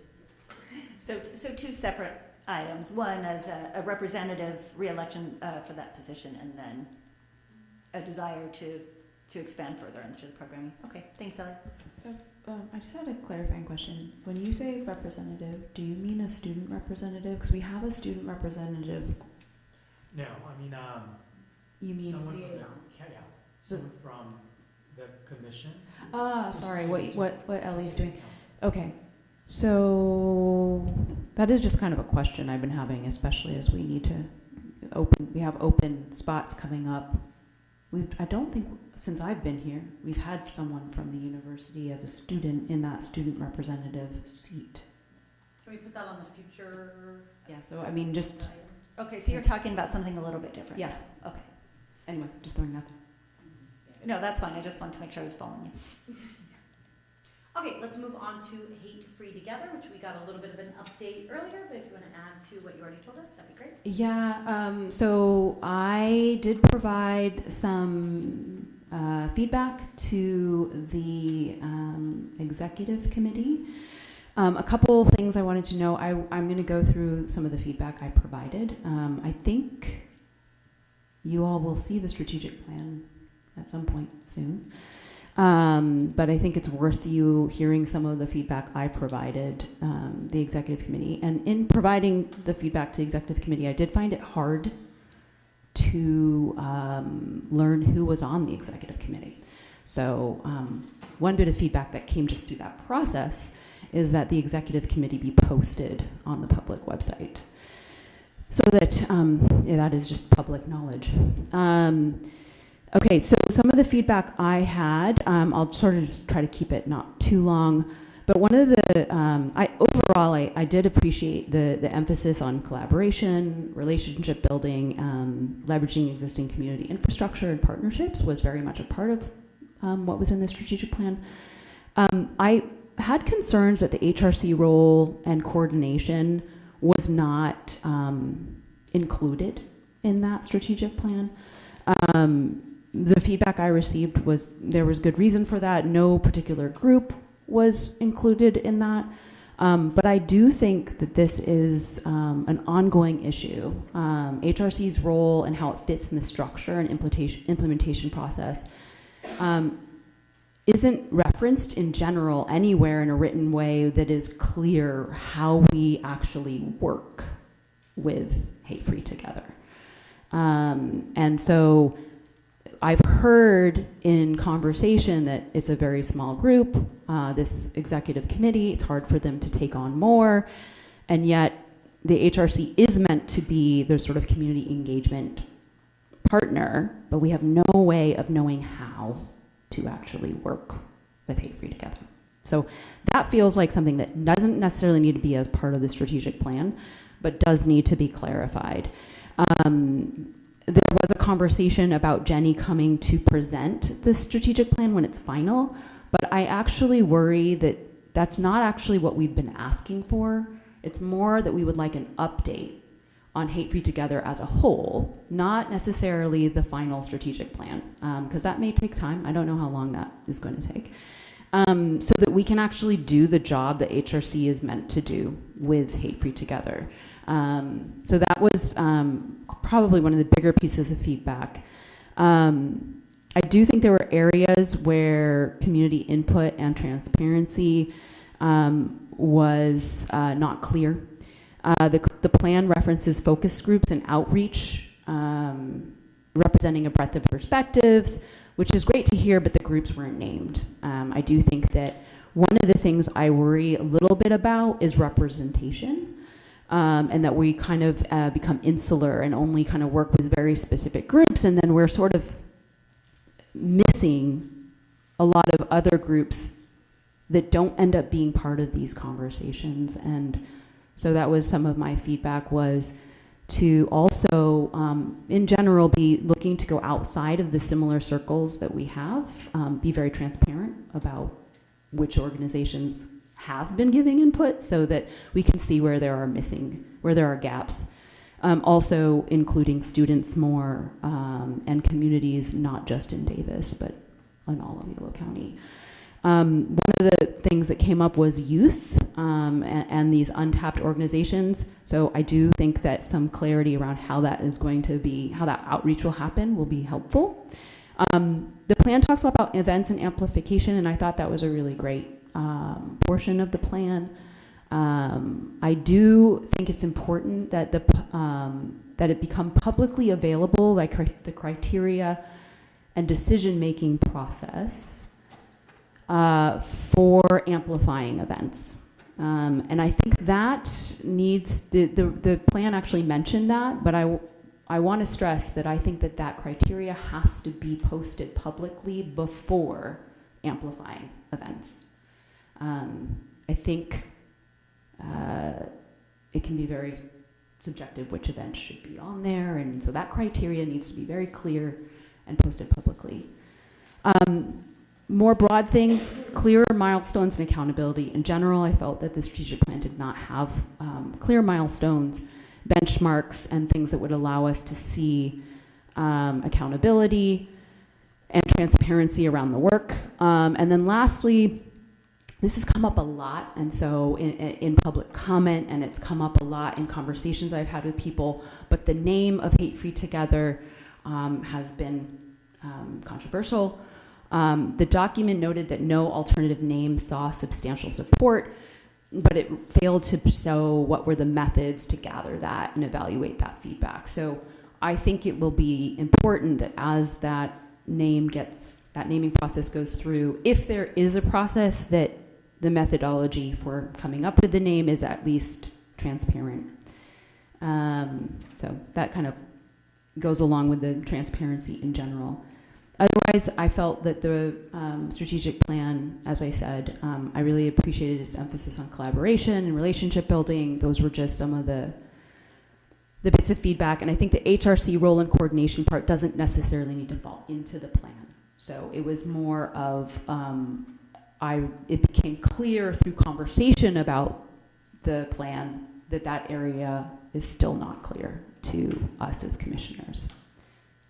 And that's all I have on Hate Free Together. Okay, so long-range calendar, we could maybe state on there that we would be interested in an update. I think we had it in the long-range calendar, but it was perceived, at least from our conversation, Carrie, it sounded like it might have been around the strategic plan when it's final, but I would like to propose that it not be tied to the finality of that strategic plan, but just for us to get an update. And I also, if we can adjust it, have a conversation about how HRC works with Hate Free Together. Specifically, like tactically, how do we work? Yes. Right now, the long range does say Hate Free Together strategic plan presentation. I think that we can either add to that or, change that. I think that there were folks that were interested in hearing the finalized strategic plan. So, but we can certainly, that doesn't need to be the only part of the conversation. That can be expanded upon for sure. It sounded like, but Michael or Kate could probably weigh in from what Jenny had said, that maybe the strategic plan would be finalized this summer. So we could think about a fall presentation. Is that? Yes. Yeah, okay. So it's not that far out, considering. I maybe want a second, if that was a motion, Dima, that we actually revised that long-range item so that it does capture more than just the strategic plan presentation, but also what we hope is a dialogue about how we can support and engage with. I think, why don't we just pause on the exact specifics of it, and then when we get to long-range calendar, just make a real clear update as to what you guys are hoping for, and okay, in long-range calendar, perfect. Yeah, and it doesn't need to be a motion, it can just be part of your long-range discussion where you all kind of agree that that would work, so. Okay. And we'll make sure to get it clearly identified. That sounds great, thank you. All right, we're getting to long range pretty quick. We got two more updates. Tom Heinquin Awards, they were beautiful and the presentation happened and I loved it. Any updates from that committee? And if there are no updates, I just ask for a motion to formally dissolve the committee because we have concluded that portion. I will just say that I got to be at the award ceremony and it was lovely, and it was a nice thing to see all the wonderful work that people are doing in our community, a lot of the young people that came for the other award, the Golden Heart Awards, and then also for the Tom Heinquin Awards. So it was a really nice day. So it was. I'm glad that we have those and we have moments of celebration of the work happening in our community. And thank you to Gloria too for her eloquent remarks. All right, I motion that we dissolve that committee. I'll second. All right, all in favor? Aye. Right, all abstentions, all noes. I did that backwards, but I don't think there are any. We dissolve the committee. And the last one is research effectiveness of other human relations commissions in California, etc. The committee does not have a further report at this time. We've been endeavoring to conduct some further research and have some additional conversations, which we have not yet been able to do because of various schedules. But we are hoping that we'll be able to do that at our next meeting. Is that fair, Hilda? Yeah, we have been researching. We have been researching, and we're getting, some ideas as to how other cities are dealing with conflict resolution, and what model would be more appropriate for Davis. So we're also trying to see how can we incorporate this in Davis. So you have different models. Each city does it differently. There isn't really a specific way to do it. So you do have at the state level, you have at the local commissions, but most cities, they collaborate with nonprofits or local organizations who are experts in conflict resolution, and the HRCs usually work with them. So it's not done specifically by the HRC.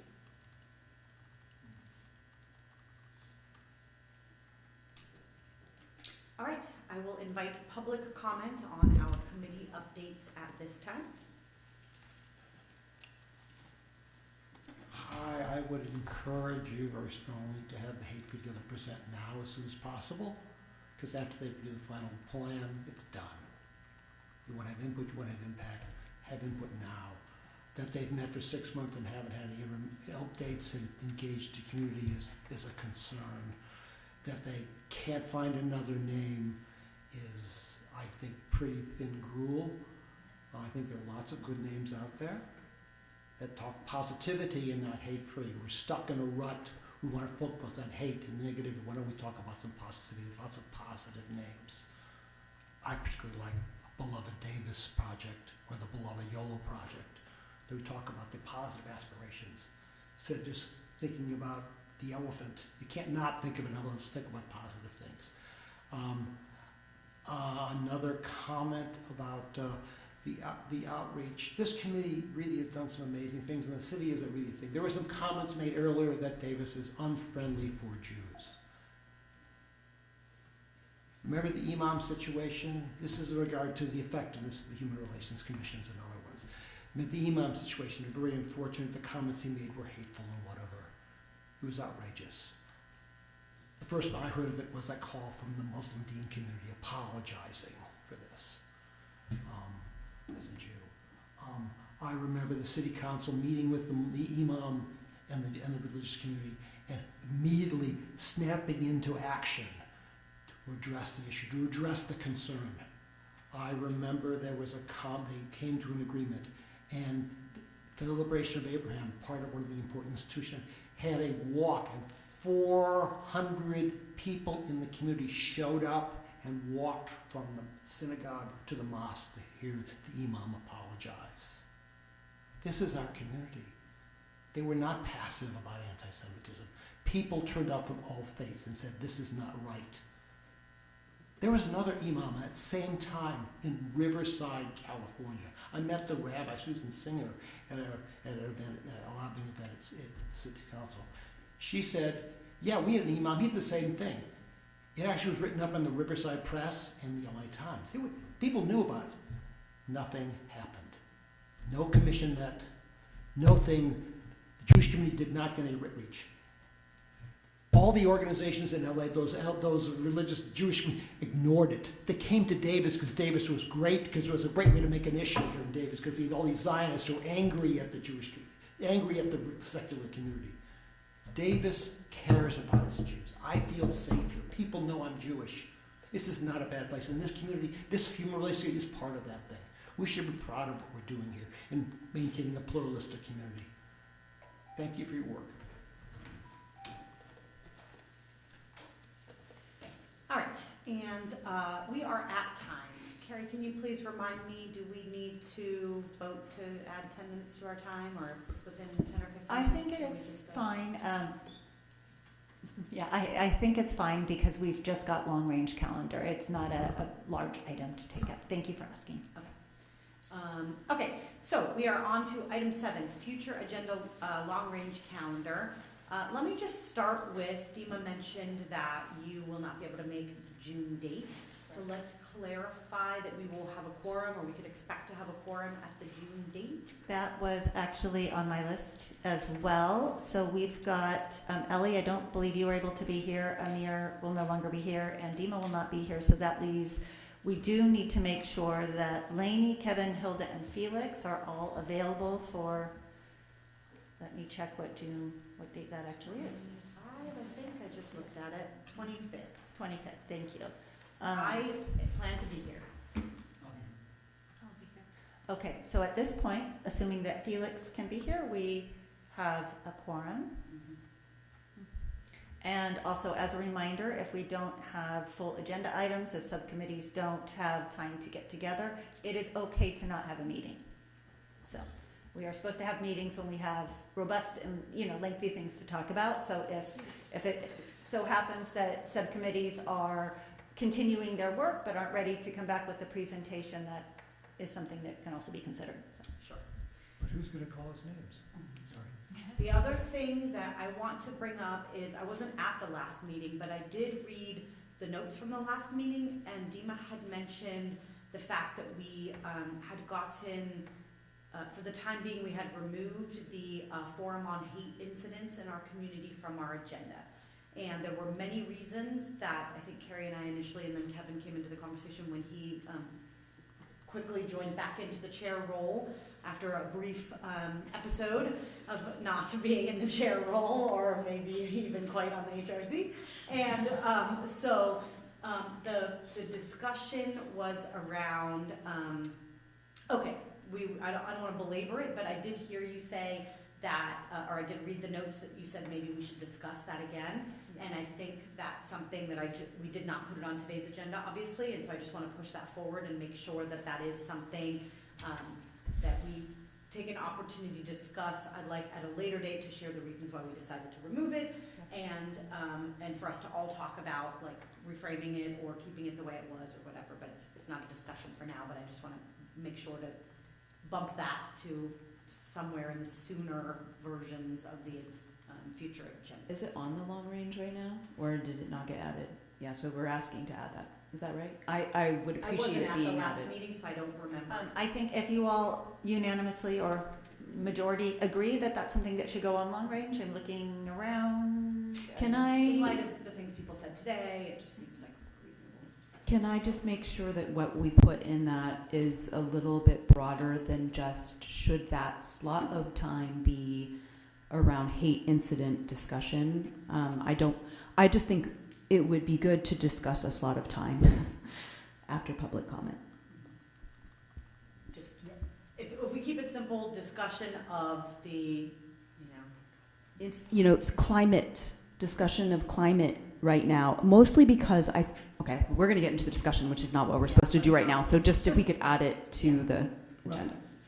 I think it is actually appropriate to have a little bit of discussion about this, and I like where you're going, Dima, if I understood it correctly, because I, for one, don't relish like creating another space on the agenda where people take the opportunity to condemn the members of this commission. Yeah. And I have not found that very helpful, because they then repeat the process during the public comment period, and we dedicated long spaces of our meetings to a lot of vitriol. But I am in favor of how we envision the role and function we have, both as community engagement for the Hate Free Together, our role with respect to investigating discrimination complaints, highlighting problems within the city, intentions. These are both in the city's resolution for the HRC, and they're also statutory obligations of human relations commissions under state law. So if we could widen the aperture a little bit to be like, okay, so how do we perform that function, and is it like a standing item on recent hate crimes, for example, the way to do that or not? That's kind of what I'm hoping for, is that sort of and it might not ever be about addressing what happened in public comment, but it might be that it's not an announcement, but we still have to sort of address something that's going on in the community, and maybe we discover it through lots of public comment that's, heartbreaking, and to just not address it feels also strange. So I think we're saying the same thing. Yeah. So can we just add to the long range calendar the possible addition of a standing item around local climate and events? Frame what it would be later. Yeah, and so I have something that I think actually might be getting a bit more at some of the things that Kevin's interested in, which is having a discussion about some of the ongoing functions of the HRC. And so one of the things that I think should be discussed is one of the city council motions that came out of the MAPA recommendations was an initiative for Hate Free Together to, and I'm quoting here, partner with the city to develop/share broad-based cross-cultural anti-bias information, resources, or training that would be made available to the community. according to like the HRC bylines, the HRC serves as the lead commission regarding the city's community engagement component of the Hate Free Together initiative. So based on those two things, it sounds like the HRC should be involved in this recent city motion that is not involved with like the Hate Free Together strategic plan. So I think that this needs to be a separate item that is taken up, ideally, I think, with people from Hate Free Together to have a conversation more so than a presentation, since it's like a new thing. But I think it has to be discussed. I agree. I mean, I had the same sort of thoughts about what came out of that additional recommendation that brought what the city council created regarding MAPA, and the recommendation itself actually doesn't address MAPA as individual, as a specific group. But I also felt, how do we do that work? We don't have a mechanism. We don't even know how to do that work with Hate Free Together. And I even heard in the Hate Free Together, response when I gave an update, Hate Free Together may not take that on because they just are a small group and they can't necessarily take that on. And I'm thinking, well, but the HRC is meant to help with it, and it is community engagement. So how do we do that? So I feel, based on like the conversation we're having, that we're talking about three things. One is, can we have a climate conversation that happens after public comment that's a standing item? And what exactly that is, we still have to determine through a meeting. So that's why that would be on the long-range calendar to discuss. So a standing item that allows us to have conversation around current climate. Then there is the presentation of the strategic plan. I worry about putting that together with this other conversation around Hate Free Together, because it might be fall. Fall could go into November. I think that is a separate thing. I think the conversation around getting an update from Hate Free Together, what's happening with Hate Free Together, and how does HRC work with Hate Free Together is a separate item. And I would want that on the long-range calendar, and I would propose that should happen as soon as possible, really, maybe in the August timeframe, maybe in September, but not be tied to the strategic plan being ready to present. So when we were talking earlier about potentially broadening the description of the item as it currently is described on the long-range calendar, if I'm hearing you correctly, Dima, what I think I'm hearing is you're saying, yes, we do want a presentation on the strategic plan. That is fine as a standalone item as it currently is, but you're suggesting a separate item, which to me makes perfect sense, which is an update about how and whether and when we're going to engage with Hate Free Together, if that is the continued desire of council. And I think this motion should be talked about specifically. Yeah. I'm sorry? This recent city council motion should be talked about specifically within that. Okay. So do you want to try to describe that now for the purposes of putting it on the long range? I think I know what's on the one that's already around the strategic plan. I think it's present the strategic plan as it's ready. So I think that stays as is. I personally don't have any reason to need that to change. I would say that the second one would be it could be an update on Hate Free Together as a whole, with a focus on how does the Human Relations Commission interface and work with Hate Free Together around community engagement, including, for example, our involvement with the MAPA recommendation for training and education. I don't remember the specifics. Like anti-bias. That makes perfect sense, and that's fine. I think Lisa and I are getting that captured. I think that one thing I will need to clarify a little bit on my end is, and this is where we sometimes get stuck with the Hate Free Together role, is that it's a 5-agency entity, and the specific function of the HRC is just for the city's component of it. So that's where I think sometimes the confusion gets in there, because it's not a component of all of Hate Free Together. It's just the city component. So I think the conversation is very worthy. I just want to, as we have that and as we note that, to be thinking, what kind of questions surrounding that, and how does that fit in with this council recent motion that you're talking about, et cetera. So, but we can get into the specifics of that, not at long-range calendar. Okay. So, That sounds Dima, I think there is a bit of overlap with what you're suggesting and what we were also doing in terms of conflict resolution. How do we address biases or complaints or discrimination, hate events? Because, and I think I contacted Michael to see what is the possibility of collaborating with UC Davis as well. So there is an initiative where you can, we talk about different models that we can have in terms of how do people report instead of coming to the HRC. Maybe there is a certain way that they can report these cases. And one of the models could be is collaboration between HRC and a partner organization, and that could be UC Davis. And in this case, you have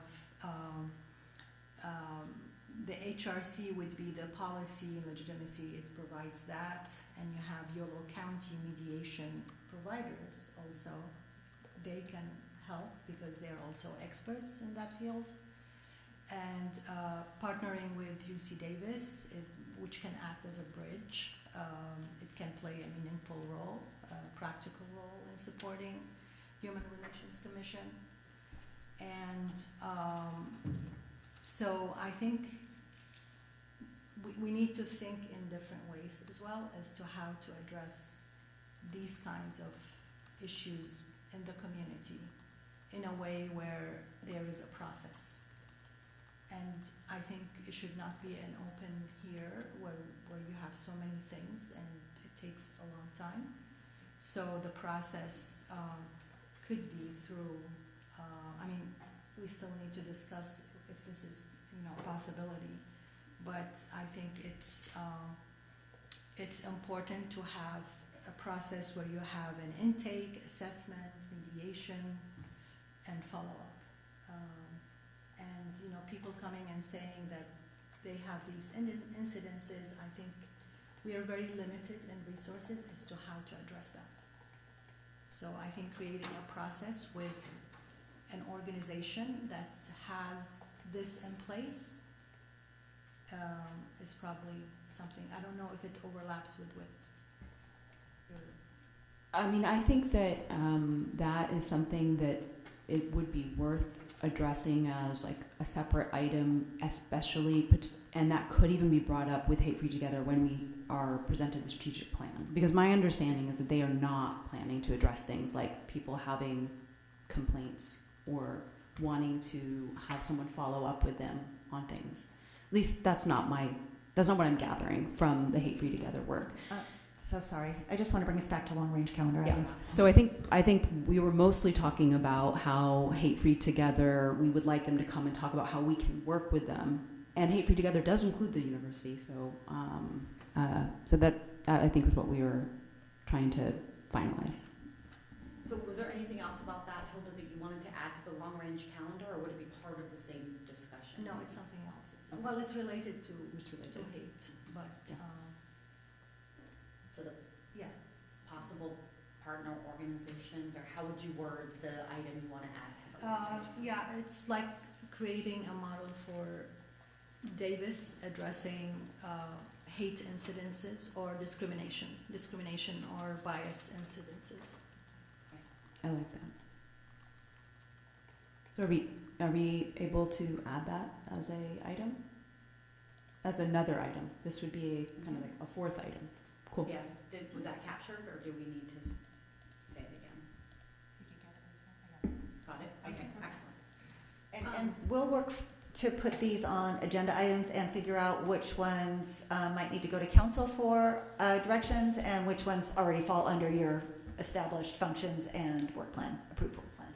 I have one item that's, related to a current event that I would like to add, but I would like to give it some background information. So I would like to speak briefly about the recent San Diego mosque shooting and its impact on the Muslim community in Davis. During this difficult time, the Muslim community is deeply grateful for the outpouring of support, compassion, prayers, donations to families of the victims, and the vigils held by individuals in the community.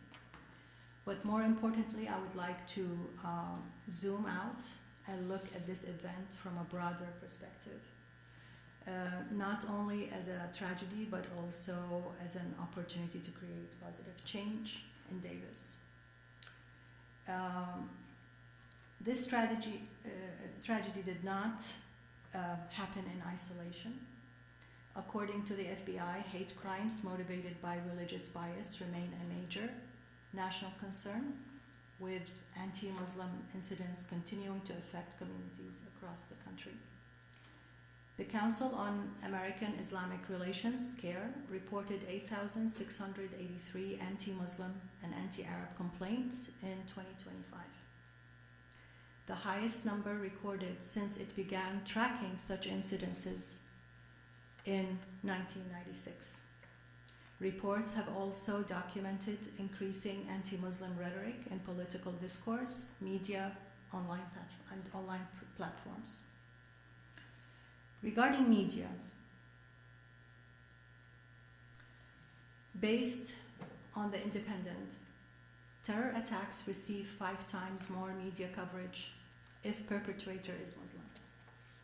Analysis of coverage of all terrorist attacks in the US between 2011 and 2015 found there was a 449% increase in media attention when the perpetrator was Muslim. Muslims carried out just 12.4% of attacks in the US, but received 41.4% of news coverage.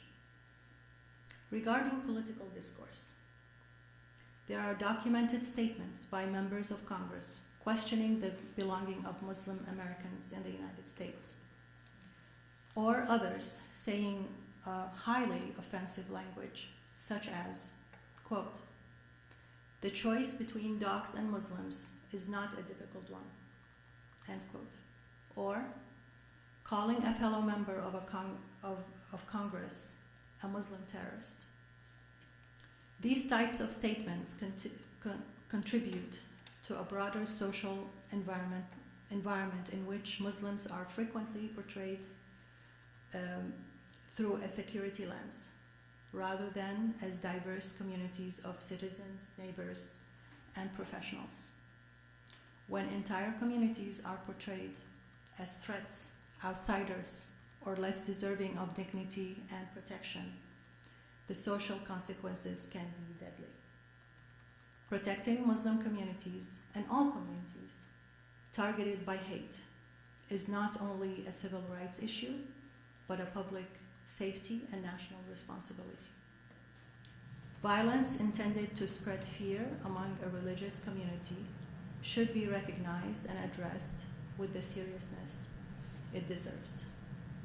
So, what I would like to ask the Commission is to formally acknowledge the recent violence at the Islamic Center of San Diego and recommend cultural competence, or even better, cultural humility training for Muslim community or any community that feels targeted to promote safety, inclusion, and belonging.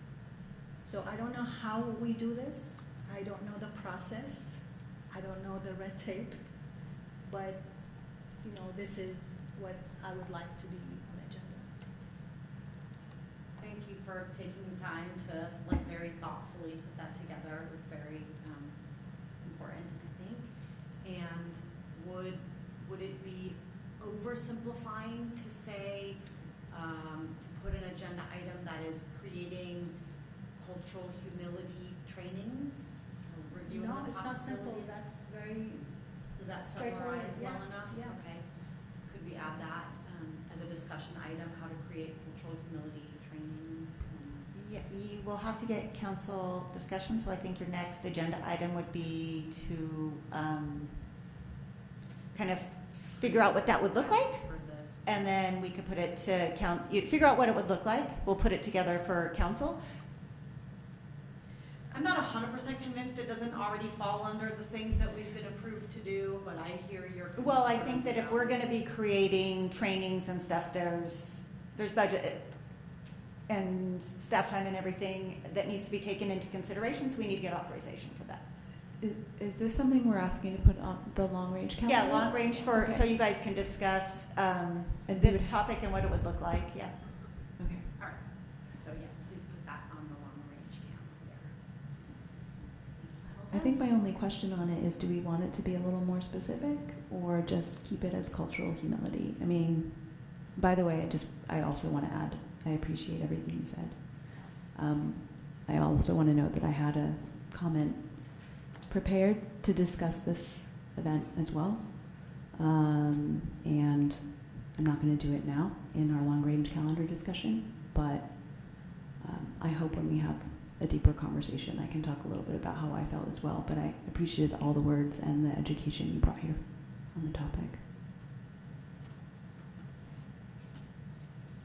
Okay, the only other things I had were just a little bit of thinking through to August, just in the event that our June meeting is canceled, since we have a very tight quorum. I think it would maybe be obvious, but it might be good to note that I would assume we would re-nominate chairs at the August meeting. We would select liaisons at the August meeting.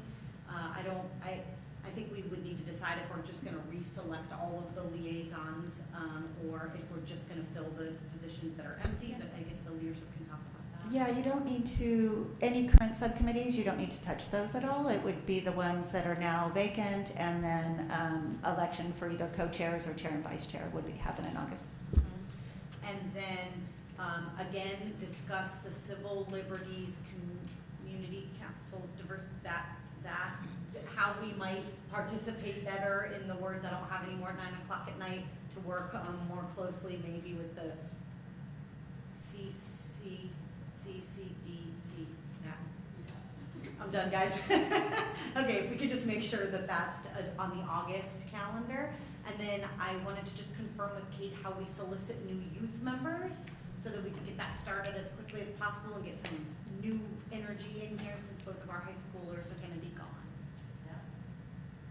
I think, given that we just put out it's sort of the season that we could be inviting young people to apply the same way we did for the council, the Superintendent's Advisory Council. So it's probably good timing to get an announcement out, and I can help make that happen. Okay, that would be great. Thank you. And the thing that I forget every time is whether, I think we can simply put forward the student nominations. They're not required to be approved by the council because they are, like Michael and I, ex officio. Yeah, you guys just appoint them and tell me. Yeah. Yep. So we just need our own internal DJUSD process for choosing that. And technically there is one DJUSD student and an alternate, depending on interest. So in August, we will have less people on this commission, and I'm just curious, when are we promoting the applications? My understanding was that it comes in a couple of different times in the year. We haven't had an alternate for a year. Welcome new members on the August agenda. So is there going to be a promotional period? So council does that. There's a council subcommittee that does recruitments for all commissions at the same time. I don't know if Lisa knows when the next recruitment period is.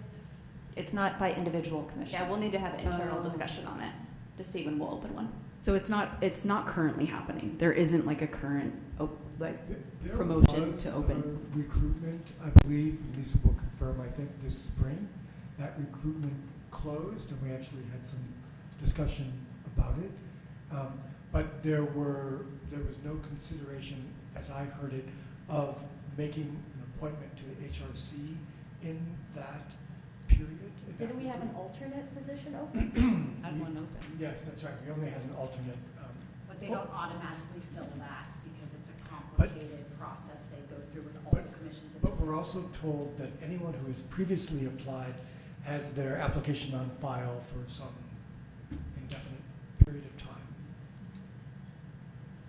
Yeah, our last recruitment was last year, so there was not a current recruitment ongoing. So if people are interested in applying, should they just apply whenever? Yes, we accept on file, we accept applications any time of the year, they will be on file. Once a commission officially opens, we email those folks on file to say, hey, we have these certain commissions open, let us know if you're interested, if you want to change up the questions that you originally put on your application, if you want to revise it, if it's been, a minute since you put in your application, feel free to do so, and then it goes through that process. And how about the UC Davis position, student position? How has that person been recruited in the past? Do we know? Previously, and it has changed, but we haven't had a position in somebody in this spot since it's changed. It was an appointment by ASUCD. It could still be an appointment by ASUCD, but I believe I'd have to pull up the specific language that it could just be appointed by UC Davis if there was somebody interested, if Michael had somebody that, a student that he was working with that he felt like might be a good fit, he could certainly introduce the idea and just simply appoint them. So it's a totally UCD appointment. I think I remember it saying ASUCD, but we did have discussion about it. It changed when council, we did the. Yeah, I think it opened it up a little bit more so it didn't have to be a member or a board member of ASUCD is my vague recollection, but I'd have to go back and confirm the specifics of it. So now it could be just a general student who has no involvement in ASUCD at all, but somebody that's very interested in this kind of work. The website does now say one UC Davis student is all it says, so that's cool. But also then there's no body to appoint them if it's that general, so, okay. Just a reminder, because I know we've been on long range now for a half hour, to please take public comment. All right. Given that this discussion seems to be winding down, I will do that now. Any public comment on our long-range calendar?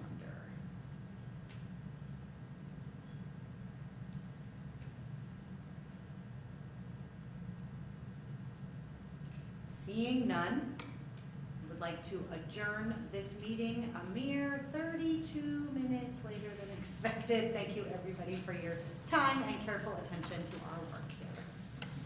Thanks, lady. Thank you. Thank you.